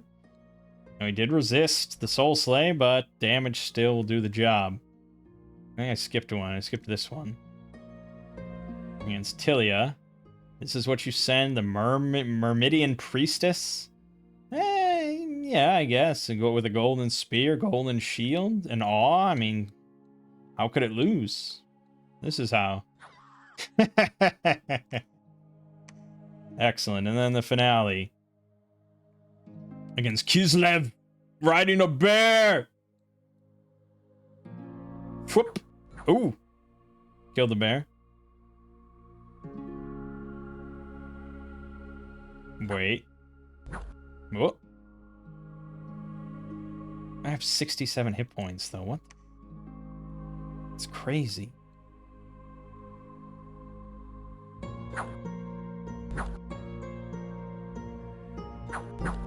He's landing good hits. He certainly put up the most fight. But you can't 997 damage when you fail that save. Alright. Congratulations. Champion's Trident, 260 gold, 23 sparkling fire gems. And he's now with extraordinary agility. Alright, so this is actually a really bit of a bummer, though, because, well... Yeah, so it can't be removed. Which means he lost his Soul Slaying thing. Which is pretty shitty. But to be fair, that's kind of overkill against most things we're going to sick him on. And this thing does give him luck and quickness. Although I don't know if luck applies to undead. Quickness, though. And he gets to make 2 attacks with a +6 defense bonus. So now he's at 21 defense. And this is a 30 damage, piercing, 21 attack, length 3 weapon. So it is very strong. And the fact that he's got quickness. And he has increased attack and defense skills from that. So he's even like more monstrous now, to be honest. He can't use a shield with that. But with 21 defense, it's kind of okay anyways. Like, it's fine. So I don't like that he's amassing troops at my border. Not a big fan of that. But, you know, what are you going to do?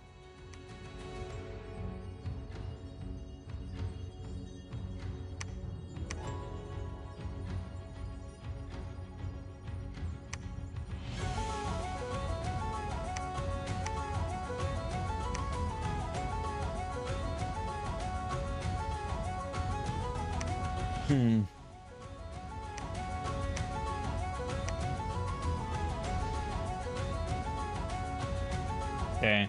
He's probably planning to take this and this and this and... Oh, this. You know, he's going to take all that. So that's why I got to get this guy moving.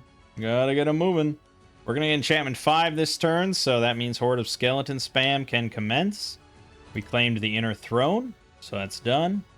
13 Battle Afflictions cured. He is really amassing troops.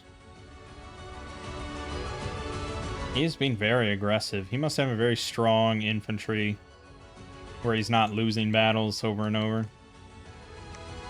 Alright, so we got plenty of those. We do want... I can kind of build more military than this. Or, more commanders. We'll grab... maybe that. And then the rest in that.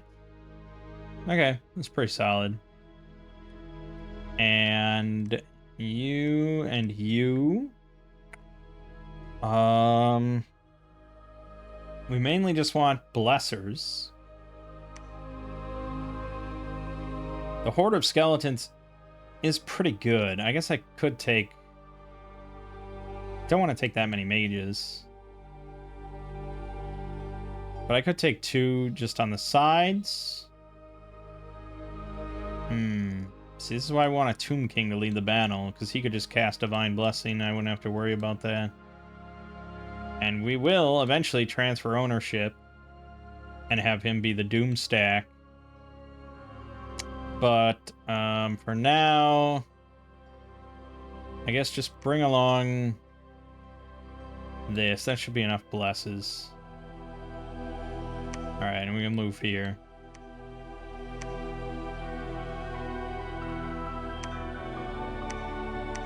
Yeah, we got it. Okay.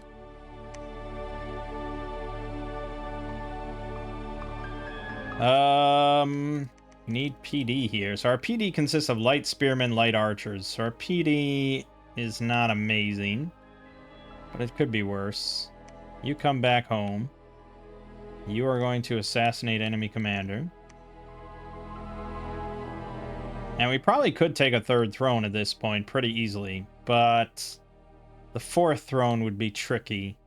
And don't want Itza in my backyard, so this is our focus. Alright. Let's see what happens. I'm sure he's gonna take that one with the heavy cav. Skaven declares a war. Let's watch this assassination first. Oh boy, a commander. Oh, I hope he doesn't kill my assassin. No, you're dead. And then he attacked Undermount, where I have my castle. And he's coming in with Cave Grub. He's just got a bunch of shit. He's got no... Oh, he does have a Poison Wind Mortar, but that's fine. The problem is I just don't really have anything. I didn't have any good PD or anything, so he's going to steamroll me. And now I'm going to be under siege. Like Steven Seagal. Yeah, but... It's a question of how long will it take. Ooh, okay. Yeah, that's not great. That's not great at all. Alright. So, but luckily I do have 140 units here, and the Tomb King is here, so... Load it on up. Load it on up. Load it... Oh man, those charioteers. Fucking gonna run a train. I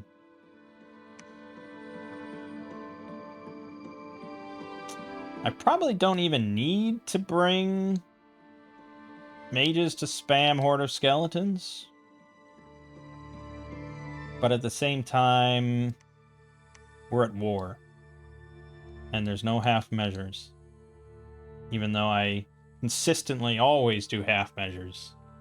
But don't worry about that. Well, if we cut him off from going to Sanctuary, which I guess he moved troops. He might be building here, which would really be obnoxious. So he'll be pulling resources from my shit, but not that I really need those resources. But anyways, we're gonna go here. Heavy cav, heavy infantry.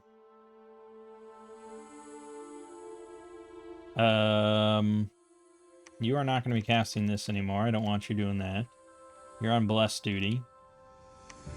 Cast Bless. You know what? Why don't you just cast it 3 times just to be sure, and then Chant of Healing. Okay, do that. Then you, however, you're going to be off to the side here. You're here. You're here. You're going to be off to the side. Because you are literally just spamming Horde of Skeletons here. Over and over. That's your job. Now, I am a little worried about the archers, though, because he's got heavy cav. But alright. For now, there isn't much you can do. You're not going to break the siege, so just hold on to your butt. I'm very interested to see if Itza goes to war with Skaven, or if Skaven declares a war on him, or who, you know. Obviously, Skaven's a little aggressive. He declared war on me. But, you know, based just on army size, I do look kind of weak. But that doesn't tell the whole story, does it? Also, I'm in the lead by far with Ascension points. I'm halfway to victory. And I'm blocking the 3rd throne. Alright. Good. Go. Alright, he has breached Undermount. It's a little worrisome. I don't know why. I just want to watch this because I find it awesome. And blinking into this commander amidst this drunken tavern. Boom, dead. And then the battle in Sanctuary with the heavy cav. You know, my arrows are going to be somewhat questionable here. We're going for the heavy infantry. That's a lot of heavy cav. I'm hoping the snakes come in. I'm hoping something moves. Please protect the archers. Oh god, I moved them too far forward. That sucks. Ow. Ow. Ow. Pain. Death. Pain. Pain. Death. Fucking Christ. That could have been a lot better. Lost 14 archers, one of the Necropolis Knights, and one of the Snakes. One Charioteer, one Spearman, 6 Tomb Guard. Could have been a lot fucking better. I even knew that there were heavy cabs, and I even moved them back a little bit. I don't know why I wouldn't... Yeah, that was just dumb. Alright, so he has popped it open. I am coming to the rescue, though. So... I don't know the exact order of operations, but I think if we break siege, that'll be the one battle. So we will break siege. Not that I can do a lot to help, because I can't. But I can cast Divine Blessing and bunch of Chant of Resilience or Chant of Mights.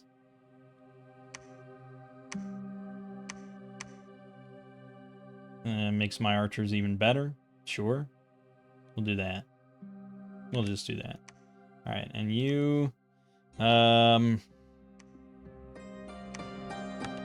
an attack closest. Double line. It's a big-ass line. We got a lot of Tomb Guards. You're gonna be back here. Hold an attack. Let's try rearmost. Let's try big failure.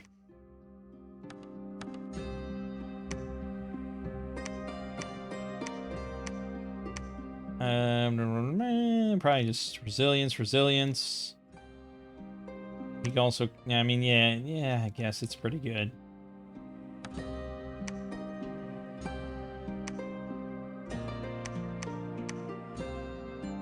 And then the Horde of Skeletons spam.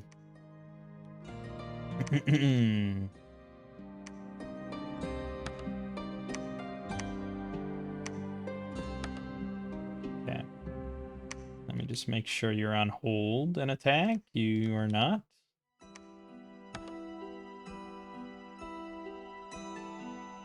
Oh, and these are not... These are just... Yeah, I only have 5 asps. Okay, the blessing's kind of pointless, but alright. I'm not going to assume that that's it until it's it. So that's what we're going to do. Blah, blah, blah, blah, blah. We got just some horse tribe cavalry, so move them in. My income, really not spectacular at the moment. Even though I've taken a good amount of provinces. Look at this mix. Look at this. 3 different nations. All vying.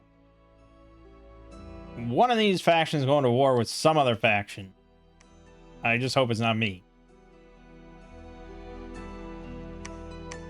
I'm gonna lose some. I can't PD basically any of this, and it won't save it anyways, so... I just gotta hope for the best. Gotta hope for the best. Hope for the best. Got Thaumaturgy 3.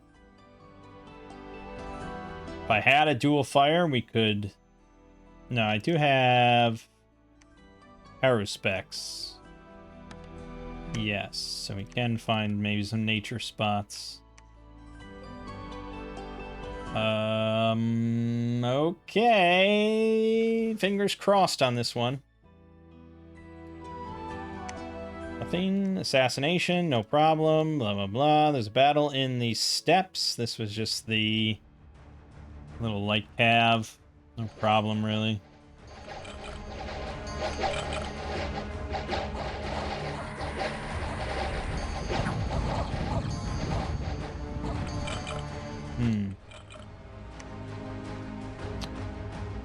So it's a 50% chance to reanimate. I don't know if I saw a single thing reanimate, and I wonder if it doesn't trigger off of poison kills. That very well could be. We may have fucked up completely, but them's the breaks. Alright, and then our siege break. Oh my god, he did a full fucking line as far as the eye can see. Oh boy. I feel like our mages are both gonna die. We'll see how it goes. Okay, charioteers running strong. Tomb guards hard to break. Oh yeah, charioteers just stampeding through that back line. No problem. Excellent, and we still have so many tomb guards. We lost one archer, that's a bummer. One light archer, one spearman, blah, blah, blah. We did lose 6 charioteers plus 4 chariots, but they got 95 kills. That's why we won. Those things are amazing. 9 spearmen, 13 tomb guards. Yeah, okay. The 2 Necropolis Knights did get 10 kills. Not too shabby. Not too shabby. But the charioteers, yeah, I want just a lot of those at all times. You had a lot. You had 278. I mean, it was a lot of kind of shitty chaff. He had 41. Wait, fuck, he had 41 council guards. Holy shit. That's his sacred. Okay, so that was... They did get 18 kills. They got the most kills, but we killed 24 of them. He had 28 slingers. 13 plague monks. Poison is pointless. He had 35 Skaven slaves, 45 slingers, slave slingers, 15 slave spears, 23 storm vermin. He did have the warp fire and warp lightning, but they didn't get a single kill, funnily enough. Maybe they got distracted by the chariots driving into the side of them. But that was great. That was a very successful victory. Now we have a question here. Do we push forward? Do we continue pushing forward towards this capital? Or do I take the other throne? 3 thrones puts our dominion in a very strong spot. Tempted. Very tempted to do that.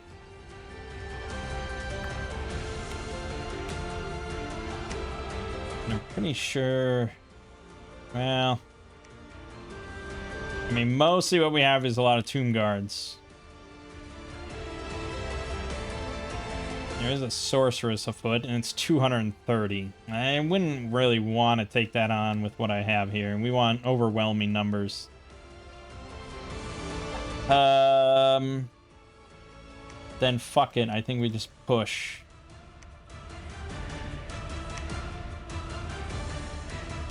Yeah, I think we push. I wish I had more asps.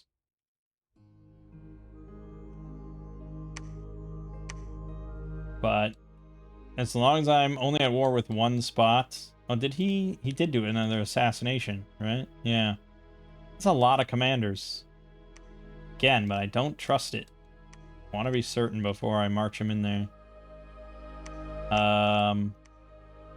Yeah, as long as I'm only at war with Skaven, I'm going to try to grab as many provinces as I can.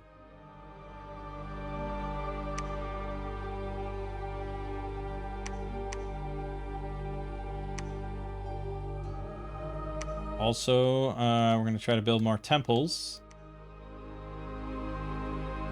Thankfully, no one can get in here without, I guess, flying or something, I suppose. So, I'll never immediately lose a throne here. But here, it's a little bit more tenuous. He could make a play from there. But I would kind of see it coming, I assume. I don't know, I'll go to 28. We do get a lot of light spearmen.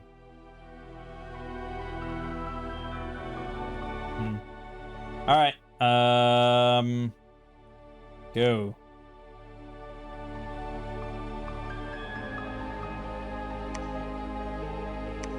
Found the Labyrinth of Skulls. Didn't find any enemy commanders to assassinate.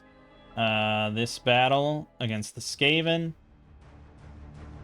Between the Charioteers and just the insane amount of Tomb Guards I have.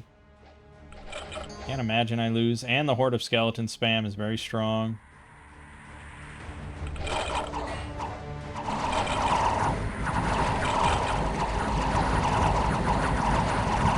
Charioteers. Where are the charioteers? Boy. They've all died. Tomb guards. Tomb guards don't die.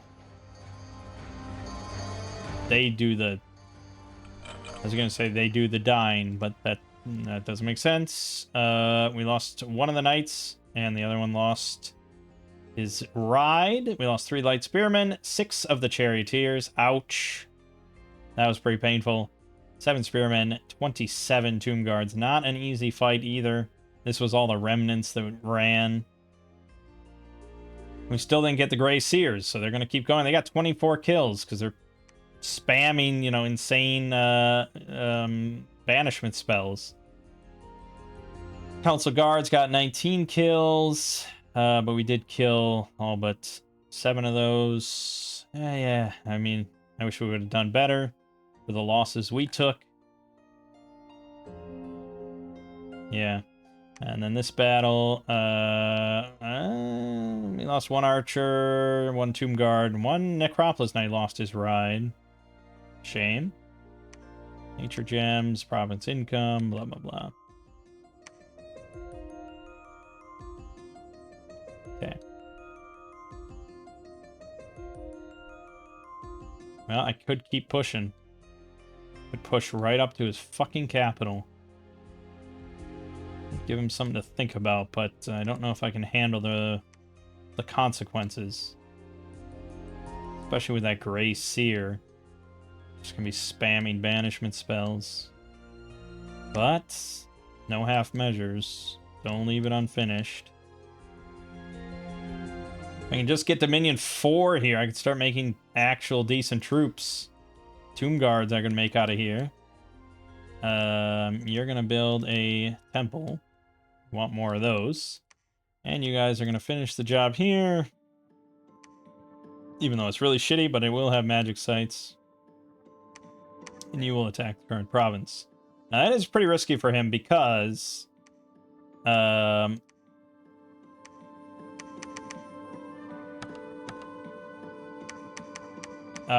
they will run immediately, but if he dives right into them in the back line, they will... I mean, I don't think he's really at risk, but he could take some damage and get like a... He even has a recuperation. I don't know. He'll probably be fine. Alright. We're going to get Thaumaturgy 4 this turn. That'll be good. We can do some gnome lore stuff. And that's it. We haven't gotten... Yeah, we haven't gotten anything else out of them. They could theoretically get double fire, double air, double astral, but all I've gotten is 1 double earth. And that's it. Shame. Alright, see how it goes.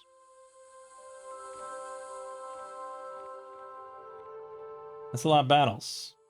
There was actually 4 battles. We had a battle in Stone Mother. Oh, right, the assassin. But then we did get attacked in West Dripping Cavern. So we swapped positions. So that one's actually not going to be... Alright, so the battle in the Defile, that was nothing, no problem. His battle at the West Dripping Cavern was against my PD of nothing. So we lost that. He's got some Summer Lions. Split his forces for some reason. Battle in the Stone Mother, so this is the assassin. So as soon as he goes in, they immediately rout. But if he dived right here, they would start hitting him as they try to get out. They're going to do that anyways. As soon as he warps in... Perfect, that's why I held. Awesome. Alright, so nothing. And then the battle in the East Dripping Cavern, where he left... Okay, he still had some troops there. But the Horde of Skeletons is very nice. Just doesn't stop, you know. And again, like if you have just like 10 mages spamming it, it's very hard for the AI to beat.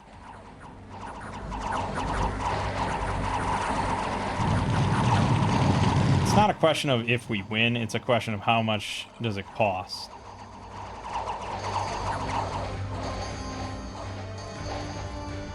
And I don't exactly love what I'm seeing. Also, our chariots are crippled, so these things are basically worthless until they get healed.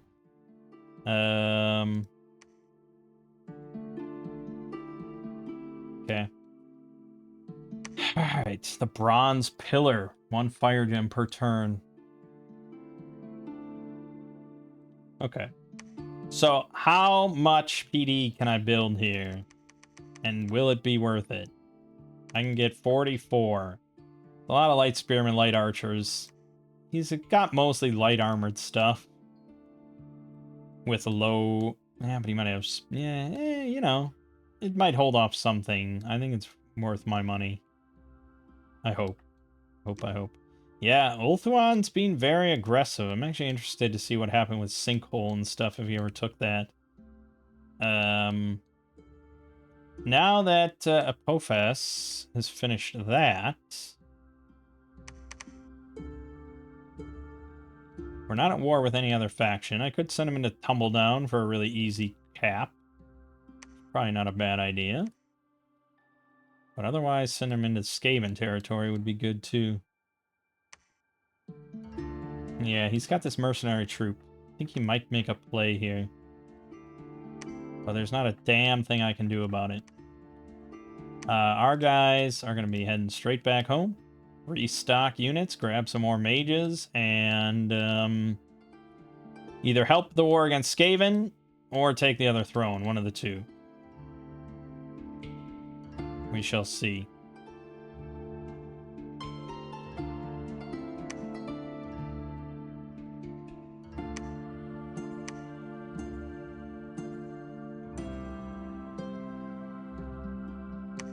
Hey, found an enchanted field.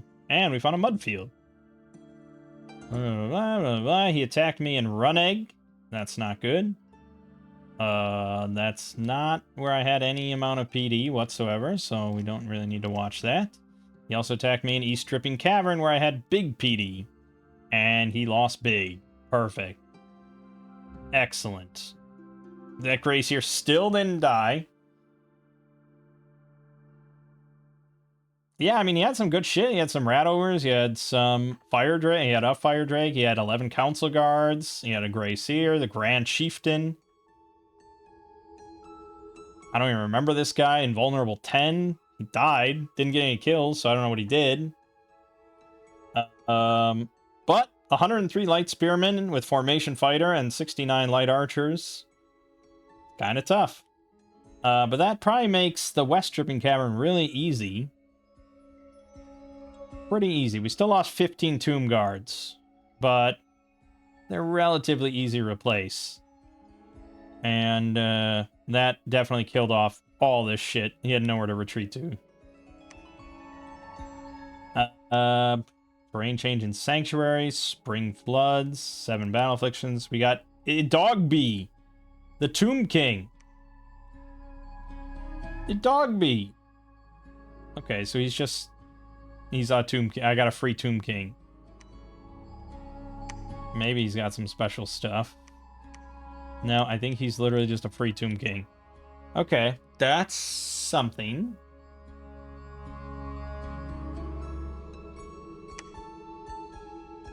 I don't like that he took that at all. But yeah, I mean, he got a mercenary group. And he does what I do with a mercenary group. Which is just throw them into stuff. So we're going to have to get some PD here. Honestly, I'd rather he take this, I guess. Because I have a temple here. It's $600. Troops.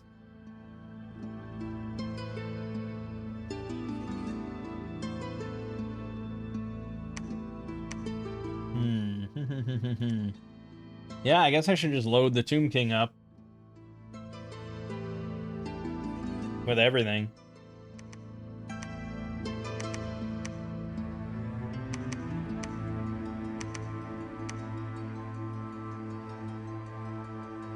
Right? I mean, that's an army. It's a pretty potent army. Really wish we had more asps.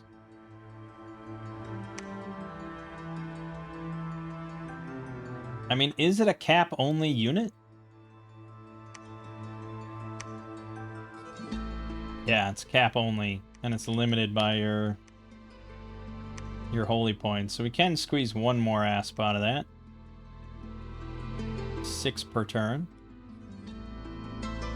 Even though I have Dominion Strength 7, so I don't know exactly how it all works. Don't know exactly how it all works. It's based on, like, my nation's Dominion Strength or something. I don't know.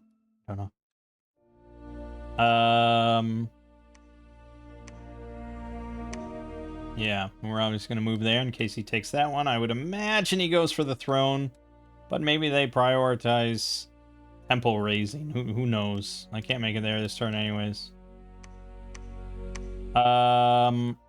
Right, but we should send some mages with him.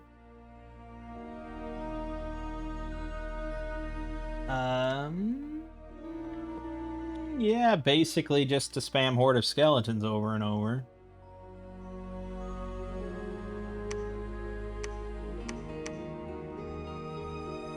Which I could just put on a script at this point. We also, yeah, we haven't gotten any of the Necrotech statue shit going on. That could be fun to do.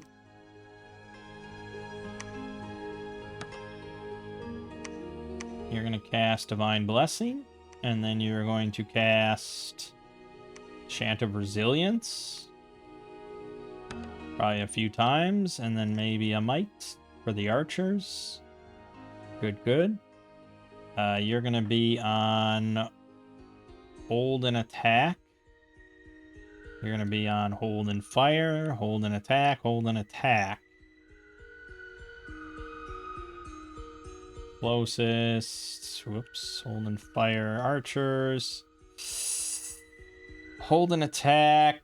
I think you're going to be on closest, and you're going to be on rear. You're pretty fast. I think that's where you'll do better. Whereas the chariots, we want to hit mass infantry, you know? We don't want them trampling like little piddly guys kind of hanging around in the rear. And we already have the asps on archer duty, so that's the plan. Alright, so you're going to be...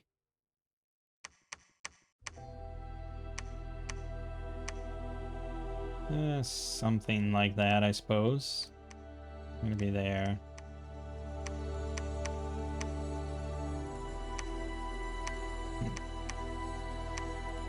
Okay. And then you're there, and the skeleton spam. Kind of want them somewhat in the rear. Something like that. Alright. Eventually you will build for me a temple there, but not just yet. Alright, so we got that. That's good. We're going to go back to Undermount for now.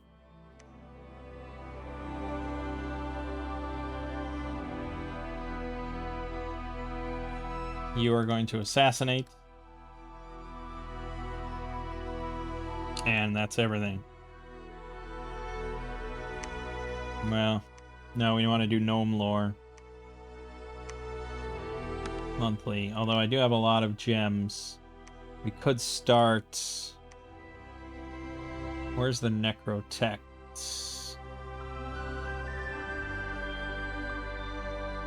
Didn't I get one? None of these are Necrotechs. Did I ship him out or something? I might have... Is he searching or... Did he die? Oh, he is auto-searching. Okay. We don't want you doing that. We can get... At level 3, we get Dark Knowledge, so then we can remote search Death. But aside from that, we have no other doubles that can remote search.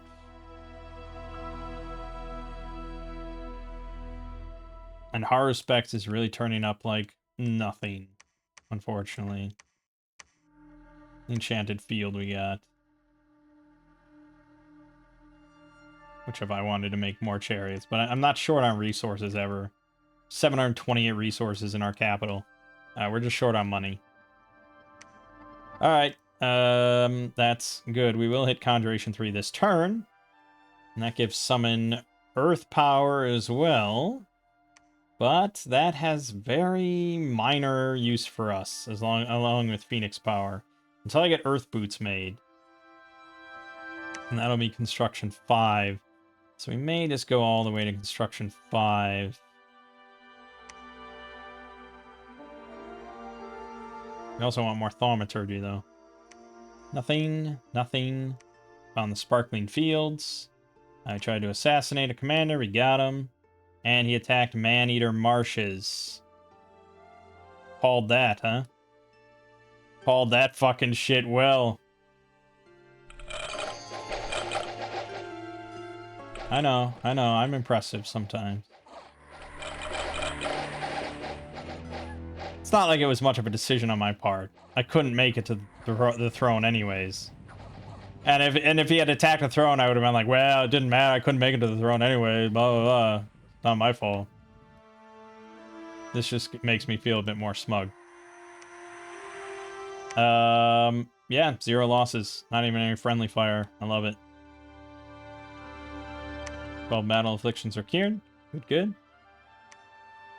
Yeah, so that's good, that's good. We can load this up. I don't know how you ended up in that.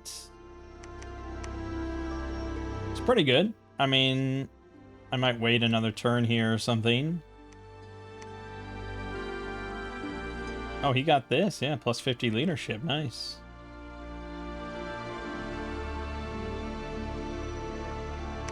Alright, so he can unleash the Stalkers. And we get these sepulchral Stalkers going. That is pretty nice. These things were really good. These Shopties are also good, especially with the buffs that he can give them.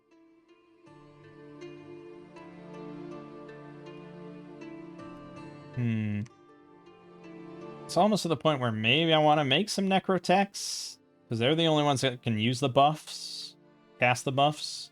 And they also all are Earth Mage 2, Death Mage 2, so that would actually allow us to have Soldiers of Steel all over the place. So I think for now, let's get some Necrotechs going. And I think we're going to go with Stalkers. I think that's just cooler. Tomb Guards are already so good on the front line. I want some more heavy flankers. Alright, well, let's keep fucking shoving this down the Skaven's throat.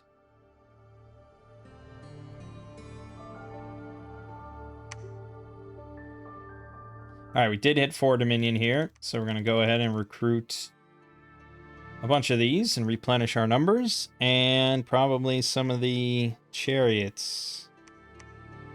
A couple chariots. And for now, we're just going to keep building and building while this stack sweeps through his provinces here, and then makes it up to his capital. And then we'll do a number on his capital. And then after that, he still has Sinkhole.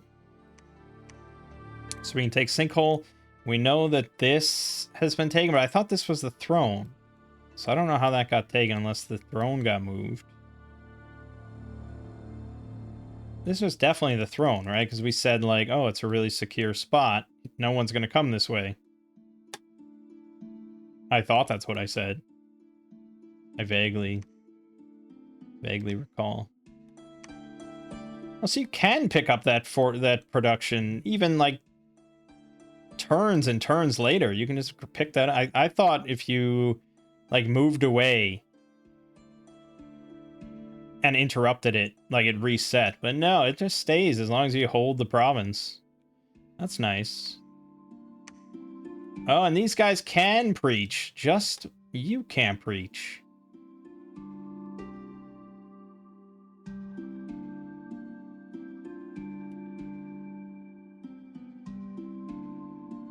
I wonder why that is. Prophets definitely can preach. I've played the game long enough to know that. So I don't know why he can't breach, but it's fine. We will breach. Yeah, Tomb Kings can't breach. Prophet, it's just our priests. I mean, maybe it says somewhere in this fucking novel why they can't breach, but it's certainly not like a, Oh, wait a minute, because these guys are full undead.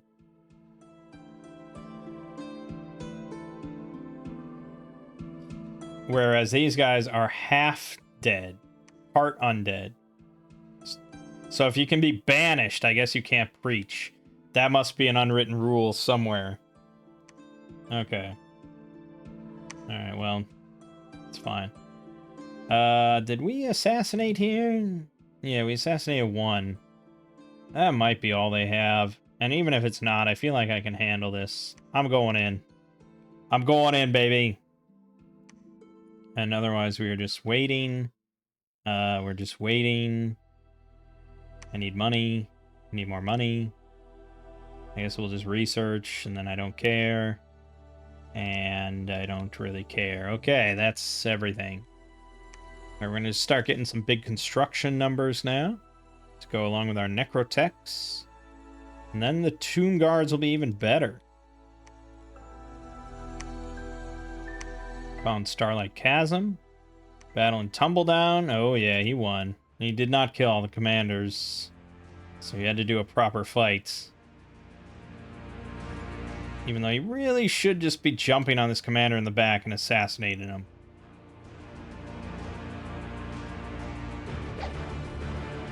Yep, holding a long time. Holding massive amounts of time.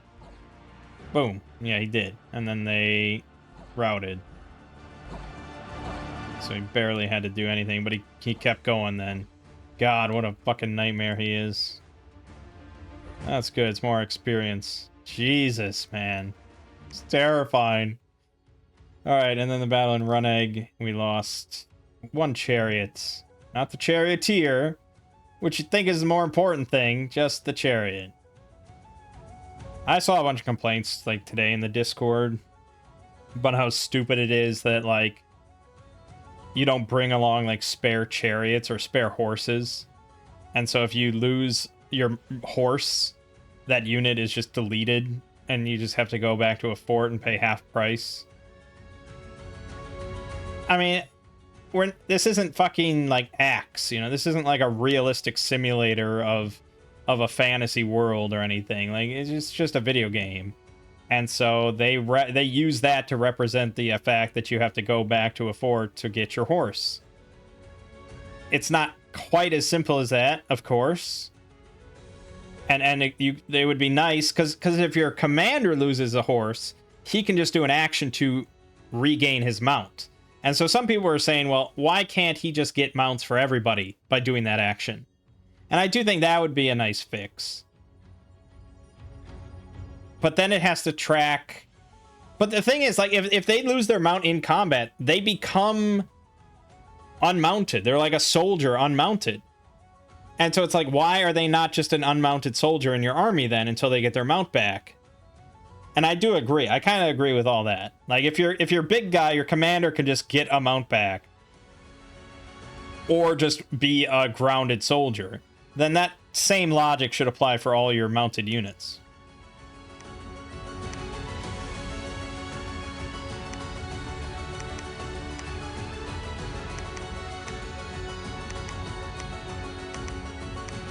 Alright, we got the Sepulchral Stalkers. Oh yeah, they have that gaze attack. Fuck yeah, with a 4 ammunition petrify, armor negating. That is pretty strong. 18 protection, 30 hit points is pretty strong. Damn, that is pretty nice.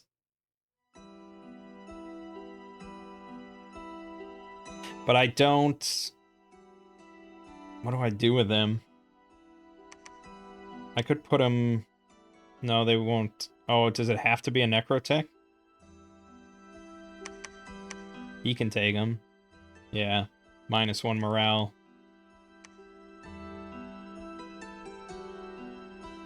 Yeah. Yeah, but they're good. We want them on hold and fire closest. These are not,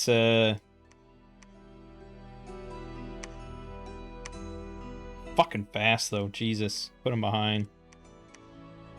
We want them to hit the front line with petrifies and then be fighting in the front line. But I don't want them so far ahead that they just get swamped and die. That might still be too far ahead. I don't know. I think that's probably fine. And then you... So the big boy that I had, he cast Summon Earth Power in Battle Start. That is phenomenal. I agree. But he's also not really expendable. Especially at the moment. So we do have the mantra, which gives those guys fucking regeneration. But it's one at a time. So he'd have to cast this 3 times. And I kind of want him to just buff the Tomb Guards. Except I don't have Soldier of Steel yet. So, yeah, probably mantra 3 times. And then probably Gift of Giant Strength on the Asps is pretty good.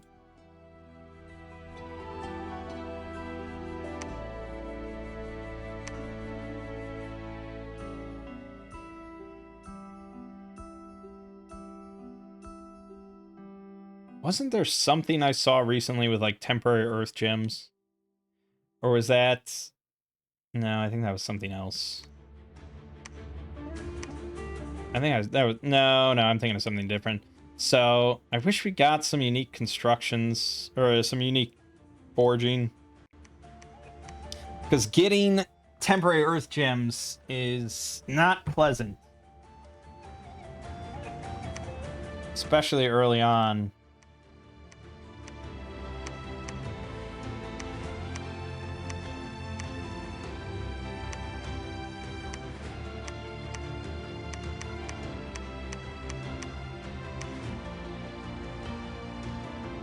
Can make stuff for our assassin now, which is kind of tempting. We may do that. Thought there was a weapon maybe that had temp earth gems or I don't remember what. Oh, this chassis of the mountain. Yes, 2 temporary earth gems, and it's really good armor. It does have 2 encumbrance, but well, actually no, we're not undead. Our casters aren't undead. But still, it's still worth it. Earth 3, Fire 1, though, is not going to be simple. That's practically impossible. I'd have to empower this guy in fire. But I think that's worth it.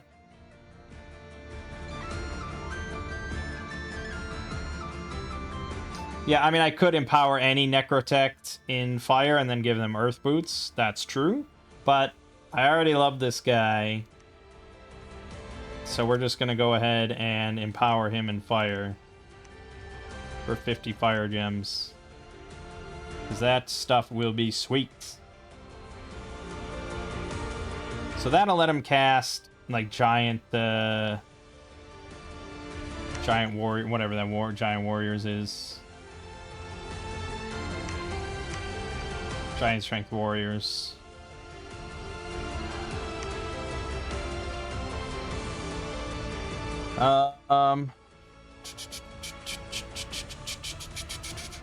Once he gets Earth Boots, or once any of these guys get Earth Boots, then they can summon Earth Power and cast the incantation, which will give them quickness, which is even more phenomenal.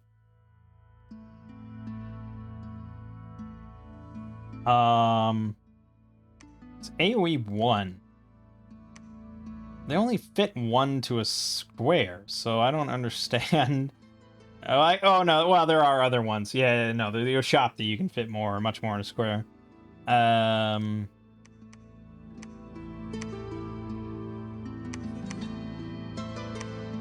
something like that's fine. Okay, so you're coming with, and then you are coming with.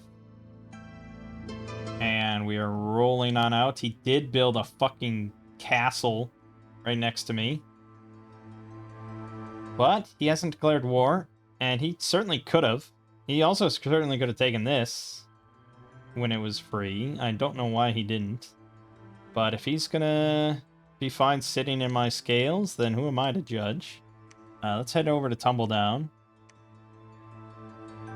And you are going to sneak into Birth of the Brother. Now you're going to sneak into Falterwood. Cut out a step there. Alright, you're moving in there, no problem. You're still waiting on money that maybe someday I'll have. You'd think. I probably need more forts. Building a fort here in Runegg is not a bad idea. Although we are then... Nah, I mean, taking these resources, nothing. It's mostly just to bolster its income by quite a bit. Because I think that's... A sanctuary has 30,000 population? Jesus. That's a good spot for a fort, too. I mean, just for income. Not really for any strategic purposes. But that is a massive amount of income.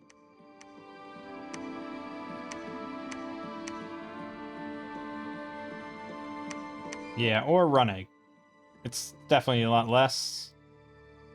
But defensively, it's a bit smarter of a position.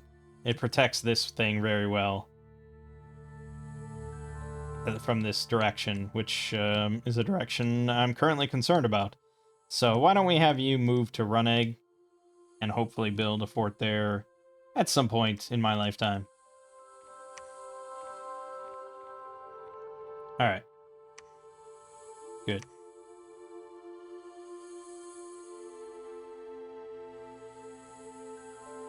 Alright, he empowered himself in fire, blah, blah, blah. Gnome lore, we found the labyrinth, nice.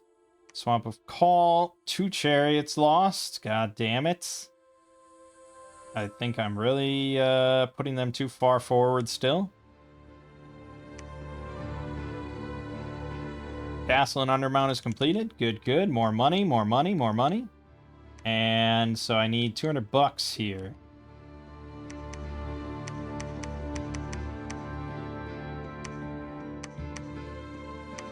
Palisades.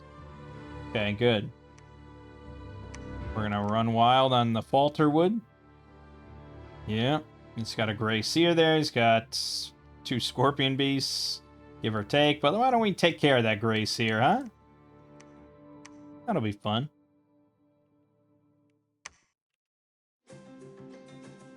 Okay. And yeah, we are moving along to where we... Oops. To where we... We'll be taking a shot at his capital soon. I don't have much to offer here, but... something. Also, my Dominion spread is going very well with 2 thrones this whole time. That is helping immensely. And we're still not on top, because we just don't spam temples the way these other guys do. But Skaven's on the downcline, Itza's on the downcline, and those are our direct neighbors, so that's nice. Army size, we are not super high up, but we have very strong units, as always. Skaven, they made a big resurgence. I think, was this when we went to war with them for a while? I assume. So they recovered a bit from that, but still not at their height. Income, we're not doing super hot, but neither is Skaven. Yeah, we never build that many forts. Provinces, we are number 1, so we are certainly the big threat. If this were multiplayer, all eyes would be on us, but it's not. All right, I wanted you to make an item that I don't think we can make yet, right? Because that's construction 5. So why don't you go back to... Oh, the tomb that scuttles. 3 death. I need a death empowerment. The scepter I need. That's also construction 5. He's gonna need all these things.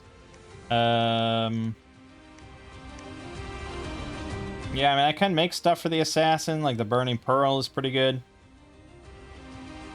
But I think that's... I don't know if assassin patience affects him at all. That's if... Actually, let me Google this. Questions.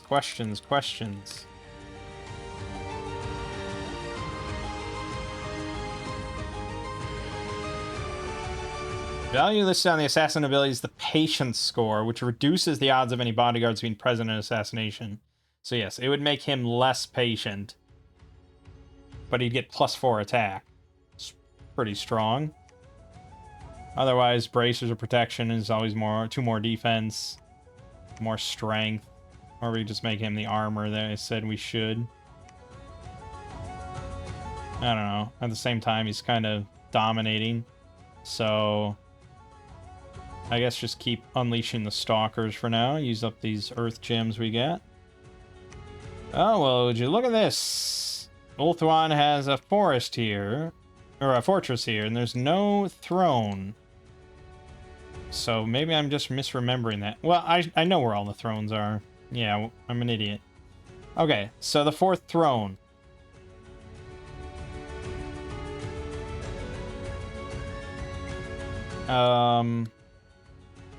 One, 2, 3, 4,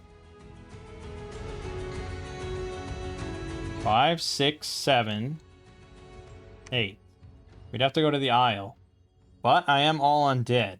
I stand the best chance of anyone of actually taking that. So, honestly, probably not that big of a deal. I don't know if I can bring any mages along, because they're half undead. But, yeah, I mean, it shouldn't be too much trouble. So really, I don't even need to go to war with Skaven. I just kind of am, because he started it. Alright.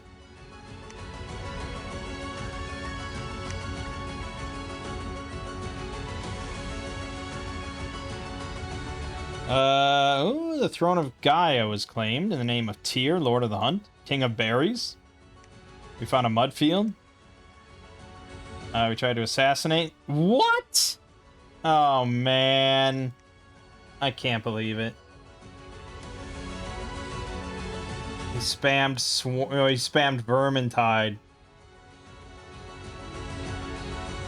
And I just kept and then he soul slew me. Cuz why was I on hold 4? Oh my god, if I could save scum, now would be the time. I was still on hold 4. And he's going to soul slay me at some point. Or I'm going to... What was that?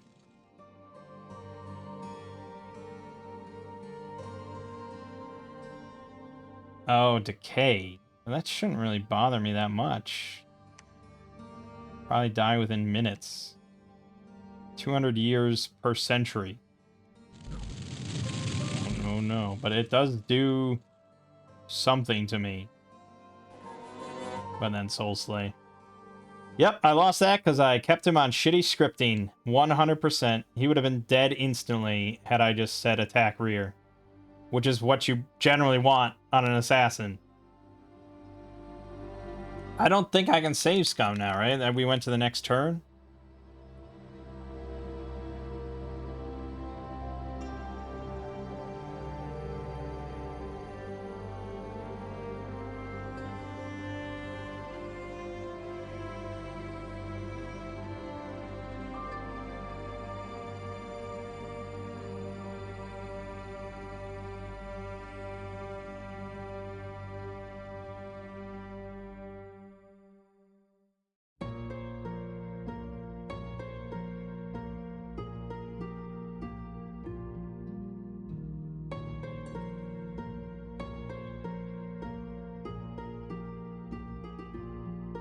Yeah, I don't think so.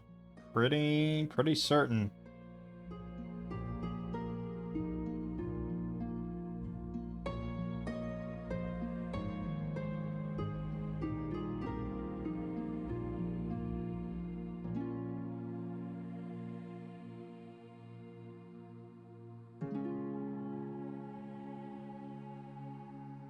Some people have made like programs that just automatically like make a copy of your save file like every turn. So then if you want to just go back, you can just copy paste one of the saves.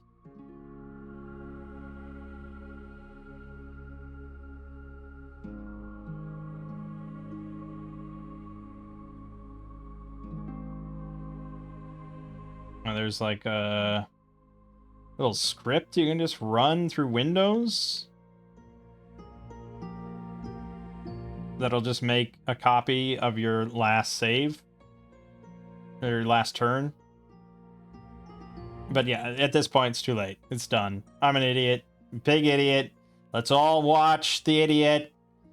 So dumb. We lost 3 more chariots and 3 charioteers and a chariot, 2 tomb guards.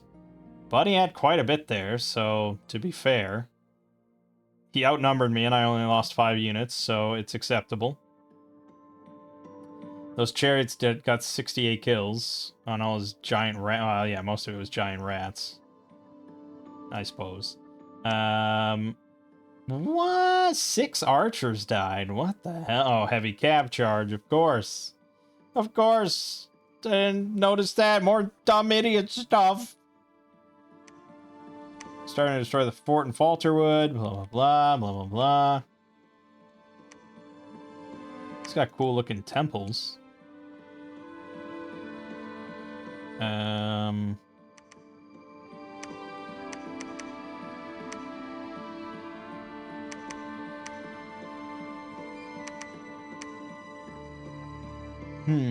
Now, what am I doing with these guys exactly? I guess the idea was that they eventually are joining the battle at Skavenblight. I suppose that is true.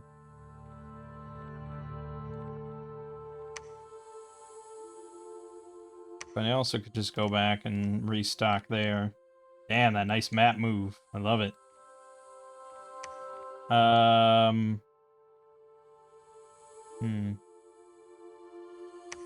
Alright, we're gonna move here.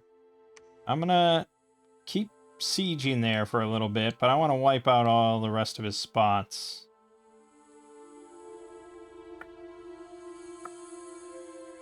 Okay. Okay, okay.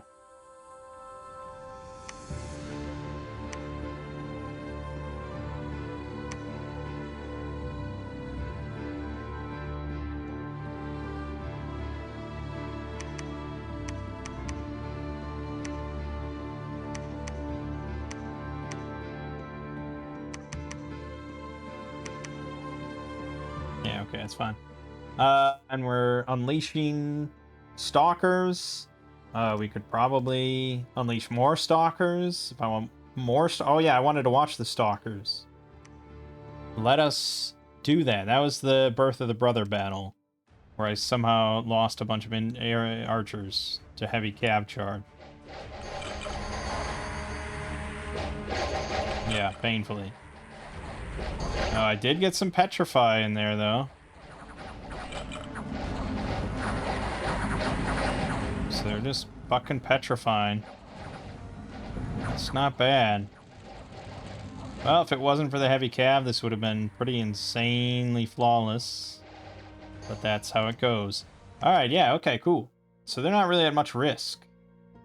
At least with heavy cavs coming in, because the range on that petrify, honestly, pretty strong.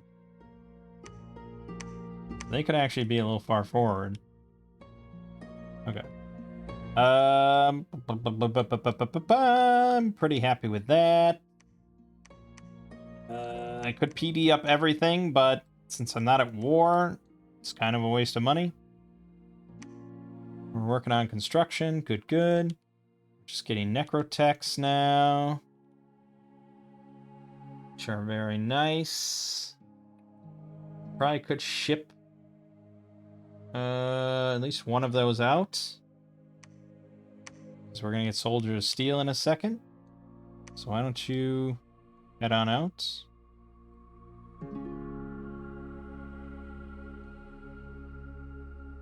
And, oh, we also can do Death Lore. Or Dark Knowledge. Yeah. Good. And then... Oh, we did get a double air. Look at that. For some auspex. Excellent. Now I just need a double fire. Someday. Someday.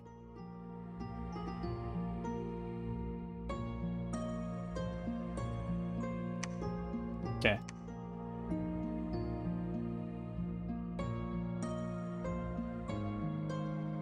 Gnome lore found quicksand. Blah, blah, blah, blah, blah, blah, blah, blah. There's battle in Pale Devil's Ridge. We lost 2 Necropolis Knights. Holy shit. From the big boys. Actually, how did that happen? Must be some mage shit.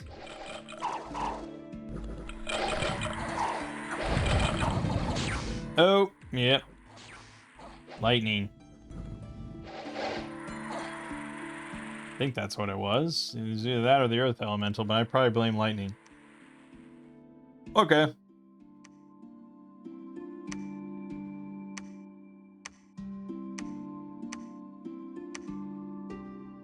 Yep, we lost the steps. Walls are moderately damaged in Falterwood. 15 battle afflictions cured. So we got cut off from 80 gold a turn. Okay, well, that gives these guys something to do, I suppose. A lot of charioteers. We will be bringing along you. So you... We got a bit of an entourage now, that's good. And you coming with me to take back the steps.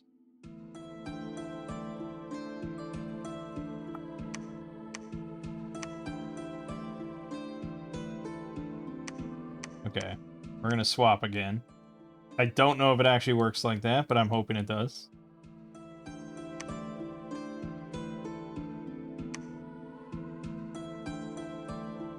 Alright, so Ulthuan's all up in this business, and really running... He's right outside of Itza's capital here. This is interesting. They're on a hefty war. No wonder he's not messing with me. Good. This is all good.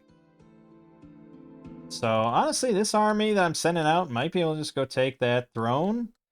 And then... I don't know. Depending on how this goes. I don't think this game's going to go on for that much longer.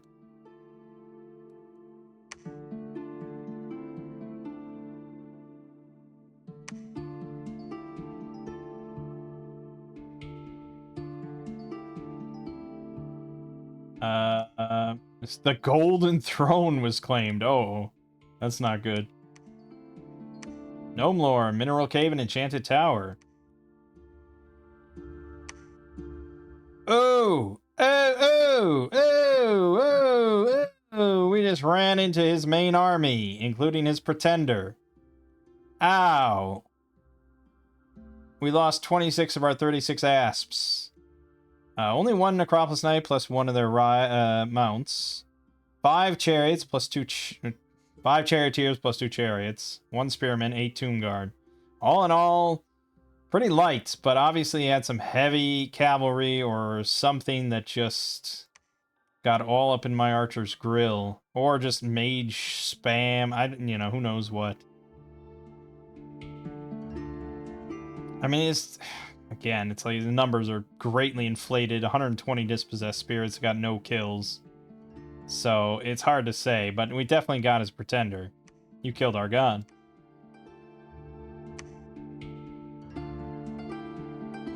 Alright.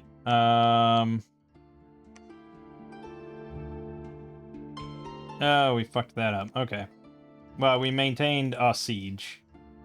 And now we're gonna join that. And now...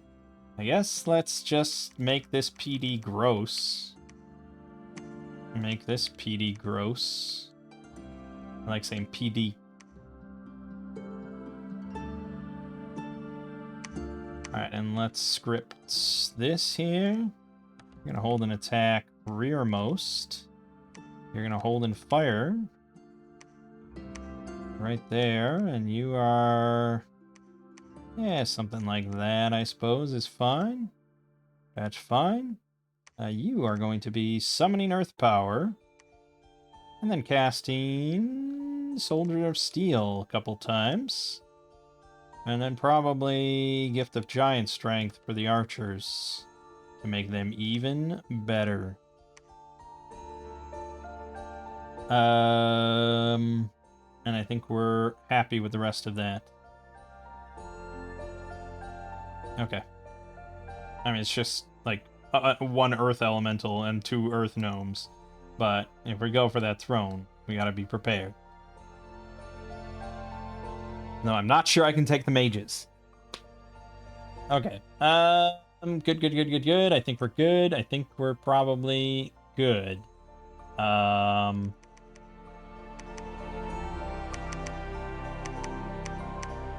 you go. Yeah, good. I was gonna end the video, but now it's like, can I end the game? The Golden Throne changed hands again.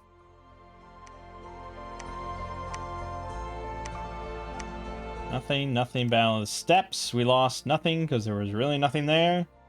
So on and so forth. We got attacked. He attacked my PD. Oof. Oof. Oof. Oh, get fucked, dude. Lost his Grand Chieftain. Lost some Council Guards. Lost a Fire Drake. Lost some Globadiers. 5 Rat Ogres. A Scorpion Beast. Yeah, you know. You're staying where you are, my friend. The battle at the East Gates? Ulthuan attacked with 2 units? That almost seems like a misclick or something. What the fuck? Also, this army is terrifying. 107 Saurus warriors. Damn. 15 hit points, 14 protection, 14 morale. 18 damage on the sword. 14 damage bite to go along with it. These things are nice. Got 107 of them.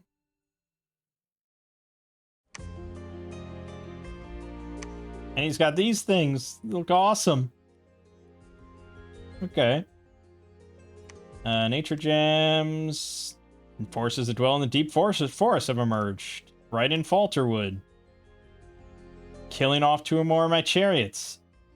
I'm not happy. But that could have been a lot worse. That's a pretty nasty little stack to appear. Walls are severely damaged in Falterwood. Alright. Okay, we can go straight there and we can all go. So, yeah, that isle is ours. Holy shit, man. Look at this stack he's got. I'm glad it's moving away from me. Yeah, he's definitely on a rampage against Ulthuan. Good. Oh, wait a minute, Mikey. No, wait a minute. Only Biddy can go. Shit! Okay. You can't go either. Now, I assume that's because you're carrying... What, these guys? No. Well, the serpents aren't undead. But the serpents are inanimates. And, I mean, you're all inanimate. What part of this can't go? Usually it says, like, oh, you can't bring this, you can't do this. You can leave these guys behind.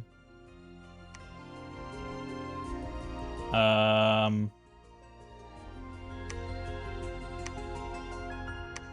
don't know what one of these units he wouldn't be able to take. But these guys can't go at all. Because they're half undead. I got that. That's what I figured. I don't know what part of his army he can't take. Well, it's an easy thing to check, I suppose.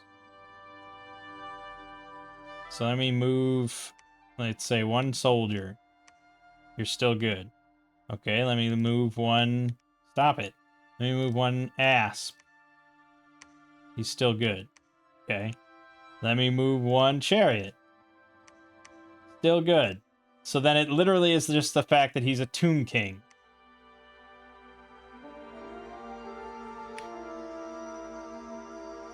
Or wait, no, we have light spearmen mixed in here, but that shouldn't matter. And light archers. I mean, that really shouldn't matter, right? Yeah, that doesn't matter. So it's just the fact that he's a Tomb King. But if Biddy can go, he's a prophet, so... Alright, it has to be Biddy solo. Yeesh. I don't really envy that. You can bring 150 troops. It's quite a lot. And it depends on the throne, of course. Could be bad. But... yeah, we'll take that, that. Honestly, I think he can do it. I do. I mean, it's annoying he can't do lines.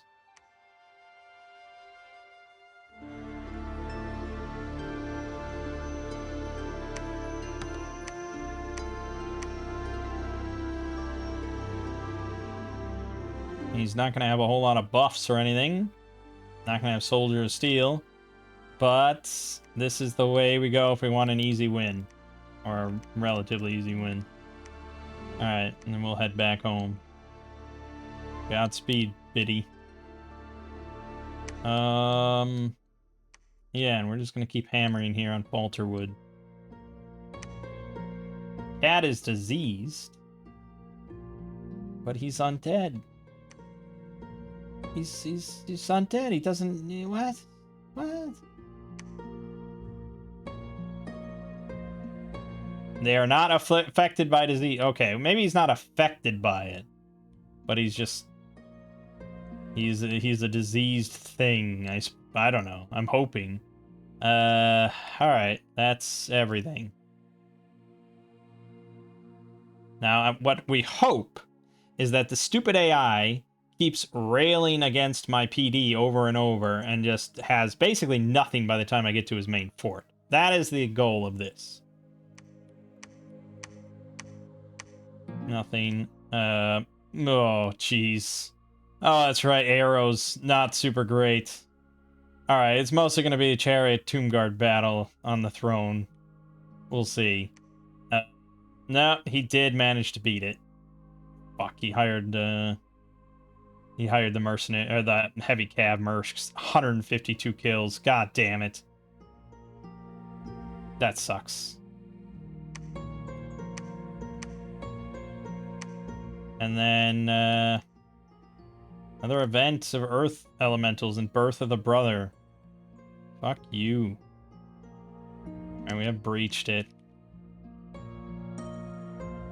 Okay, easiest perfect throne possible. Thank goodness for that. And I picked up an Ice Aegis just for fun. Okay. Well, this heavy cav is going to hit me in the ass, but there's nothing I can do about that. We got to just break the siege. Or storm the castle. And I think everything is... You are not scripted. Whoops. Soldiers of Steel. And then the mantra. Give regeneration.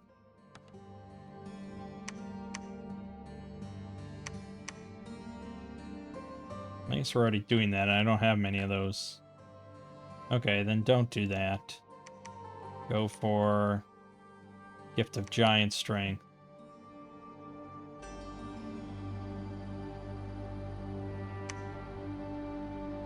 Alright, we got 126 guys still, so good.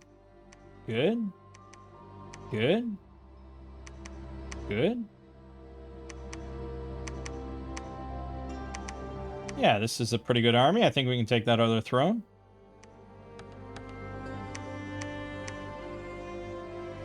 I feel fairly confident with that. I mean, again, like, I don't have to wipe out the Skaven. I have to beat this battle, and then we win. So, you know, it is what it is. That's how it goes, you know, sometimes with this game. The goal is, it's all about the thrones. It's a game of thrones, not a game of ultimate conquest and wiping out all your enemies. Let's see how it all plays out. Well of Pestilence was found. Hidden Gold Mine was found. We got attacked in Falterwood, so this was the heavy calves doing their thing. Now, I got these nice petrifiers. That'll help. But the real problem is them killing all my archers. Hopefully these skeletons can swoop in. Nice! They avoided the archers. Went right where I wanted them to. Perfect, perfect. Yep, we went right to the rear. The snakes. There were some losses. Wasn't great. But could have been a lot worse. The undead horde reigns supreme. We lost 1 snake, 4 chariots, and 1 charioteer. That sucked. 1 spearman, 8 tomb guard. But I think we still got it. And then the battle for the 3rd throne. Biddy all by himself. Will he get shot by an arrow and die immediately? Possibly, but the charioteers. Oh god, oh god! Trample, trample. Oh my lord in heaven. That's just what we call an expenditure. You know, we paid the money for the chariots, and we have expended them to great effect. And that is the 3rd throne gotten. And then the battle at the fortress of Falterwood. Yeah. We'll see how my... I mean, we have extremely high precision. We should be able to pick off his archers. But the walls just give a lot of protection. But no, that was easy. Very easy, very easy, very easy. No problem. 3 archers died. 6 of the Necropolis Knights. That's pretty painful. 4 chariots died and 29 tomb guards. But, yeah. Yeah. And all that just to kill 45 of his shits, plus the 86 PD. Painful stuff, man. Those fortresses are never fun. Warpstone seem exhausted. Good. Fuck you. Blah, blah, blah, blah. Okay. And you may claim the Throne of Ascension. And hey, we got more tomb guards and more chariots. Why not? Go take the 4th throne, please. Please and thank you. And I guess we'll keep marching on.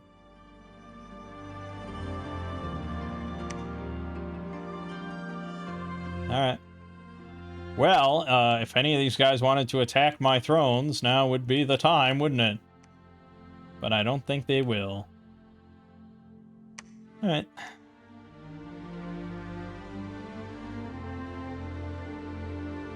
Claim the silver throne. Blah, blah, blah, blah, blah, blah. Battle in Pale Devil's Cup. He may have moved a bunch of shit in. Not really.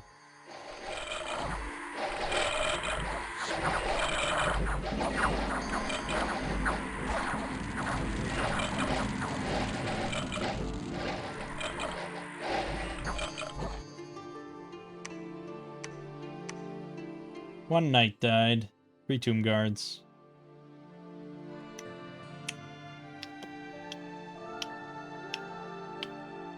Okay. And then the final throne battle. It is a lot. It is a fuck ton. But at the same time, trample.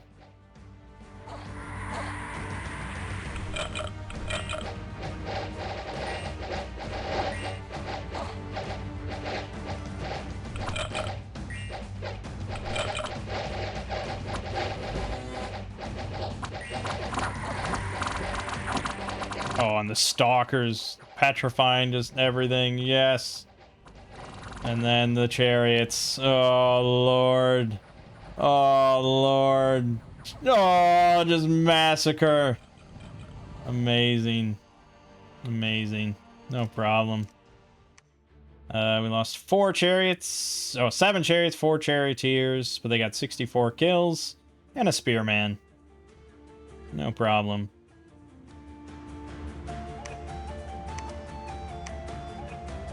Okay. And then Harsiamen can claim a Throne of Ascension.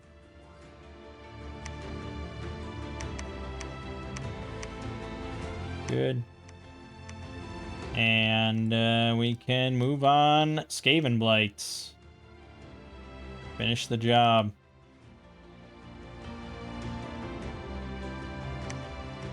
Oh. Yeah. Not a thing. I mean, it was a quick game. Steamrolled. Tomb Guards and Asps. And Chariots. Victory! The Throne of Death. Of course, that's the final throne. How fitting. For I have spread death far and wide. Battle of Skaven Blights. The PD and whatever other shit he had. Bunch of garbage.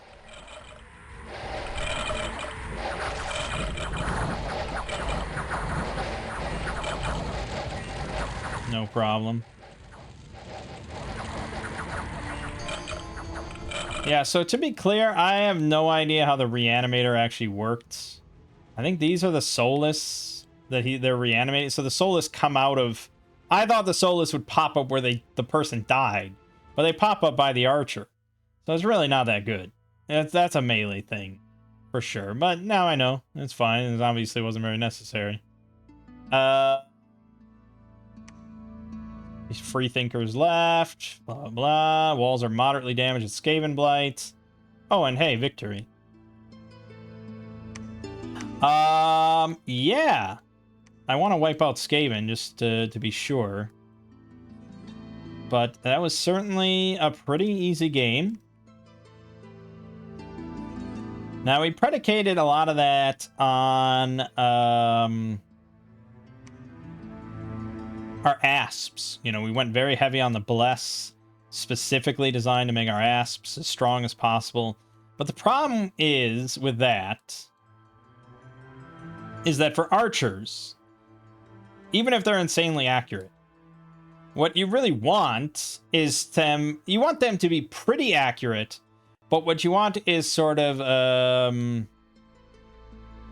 overwhelming numbers. You know, you just want to fire a lot of arrows. Because their arrows didn't really do that much damage. Like, 14 is pretty good, but poison is not in itself an extremely strong effect unless it's in mass. So I think I probably should have tried to get them some sort of damage buff, and obviously Reanimator was completely pointless. So getting any sort of like fire thing for them would have been way better. Or thunder, or even just like more poison, or just some sort of buff to their actual damage. They did reliably well in every battle. I mean, they did good, but you can't make that many of them because they're capital only sacreds. You know, you just can't make many of those throughout the game. So I'm pleased with them, but this was mostly won between the Tomb Guards and the Chariots. And the Chariots died a lot. They certainly went down a lot throughout the whole thing. Oh, you can't even play the rest of it? Oh, and then it just closes the fucking... Right. Whoops. Oh, I thought I could just keep playing. Like, why did they stop you from playing more turns? What the hell? Oh, well, we would have wiped out Skaven, no problem. Anyways. Yeah, the Tomb Guard are pretty fun. Pretty fun. Very similar, I feel. The same kind of feeling I got from playing them in Total War. Just like, you know, Egyptians, they got a lot of shield. They got these formation undead fighters with big tower shields and spears. And then a lot of chariot action. And then snakes. I mean, they hit kind of all those notes here. So I'm very pleased with the implementation there. Yeah, I think their unique mechanic. I mean, they had several unique mechanics, and we didn't really get to engage with a lot of them. They had the necrotex that could make unique things, and then they're the buffers of those unique things with unique buffs. I think that's pretty cool. We didn't get into that too much, but that's pretty fun. The special unique kind of buffs that the priests all got, those are pretty powerful, for sure. More encouragement to bring along just a shit ton of mages into battles. And then, like, their kind of drawback where they need strong Dominion everywhere to recruit. It didn't end up actually coming into play that much, just because I recruited everything out of my capital. But in a longer game, a more involved game, yeah, that would be kind of an interesting drawback, because it would force you to either build everything out of your capital or really, really be intense about spreading your Dominion and keeping it strong. Not just present, but strong.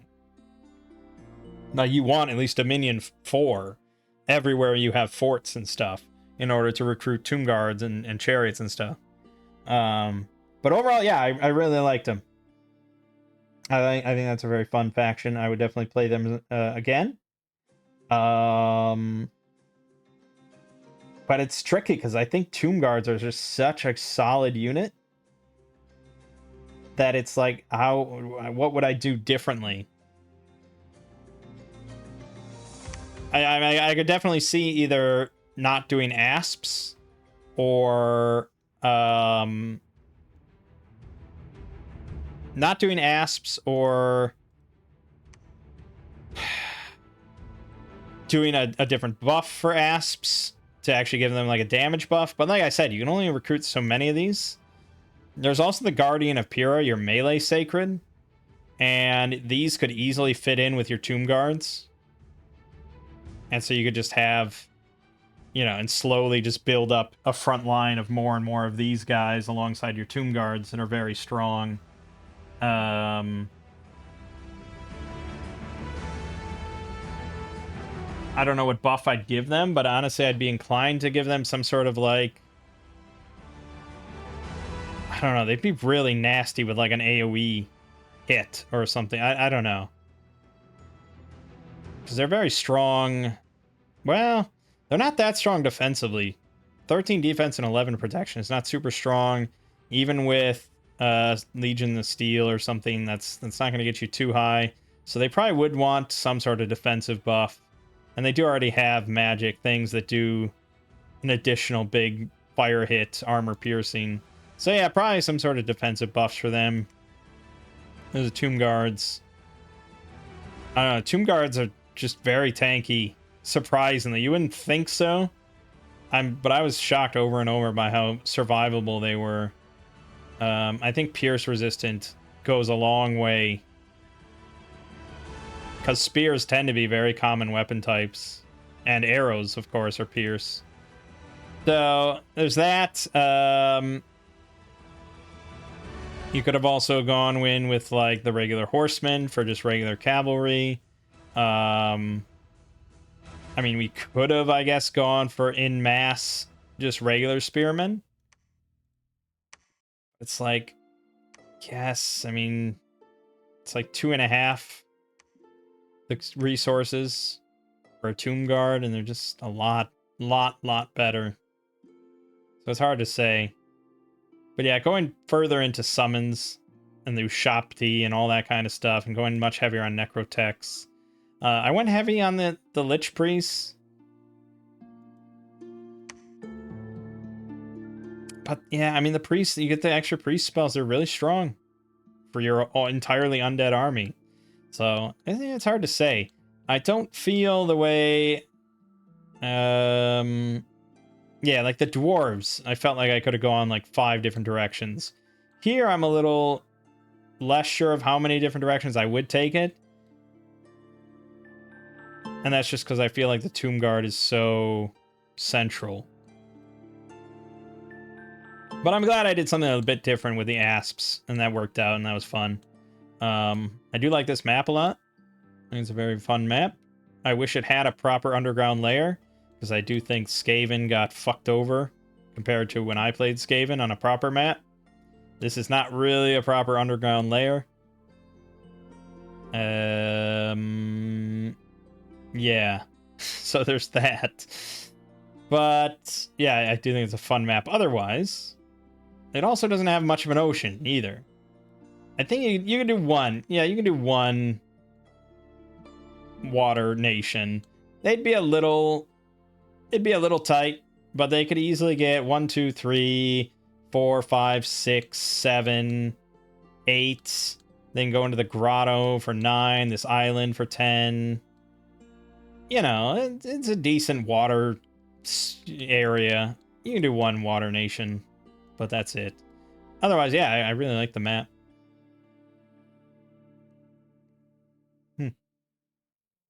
Might be my favorite of the pre-made. All right, yeah, so that's that. So we're definitely not done with Dominions because I'm obsessed with this game. I can't get enough. It won't leave my brain at all. So, but I think what we're gonna do next time is remove just the mod for disable MA vanilla nations. We might still play as a Warhammer nation, maybe one of the humans ones. Maybe that would be fun. Just sees like how unique they made the human nations compared to vanilla. But I want to just blend it in with it all together. I want to see how powerful some Warhammer nations might be against vanilla. So we'll do that next time. And I'll definitely go back to just playing normal. But the Warhammer mod, by far, like, I am really blown away at the quality just from, like, one guy making a fan mod.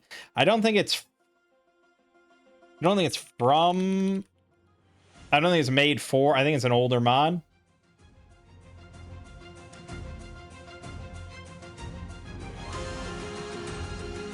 I think it was originally for, like, Dominions 4 or something like that. And I think at this point he's just... I don't know. There are actual... Like, he's not just, like, porting it. Like, I think he is updating it. There was an update... What was the latest update? May 23rd. So, like, a month ago, he did a big update.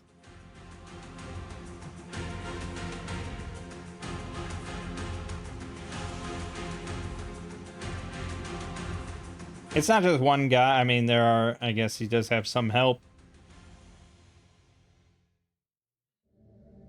Some of the sprite work and all that kind of stuff. Yeah, pretty good. There's also, like, just a ton. Not a ton, but a lot of other, like, nations that people have made. There's 160 nations on the workshop that you could just add and try out. I mean, this one is the most popular nation mod, but there's Confluence, which adds 24 new nations. Some of them are, like, reworks.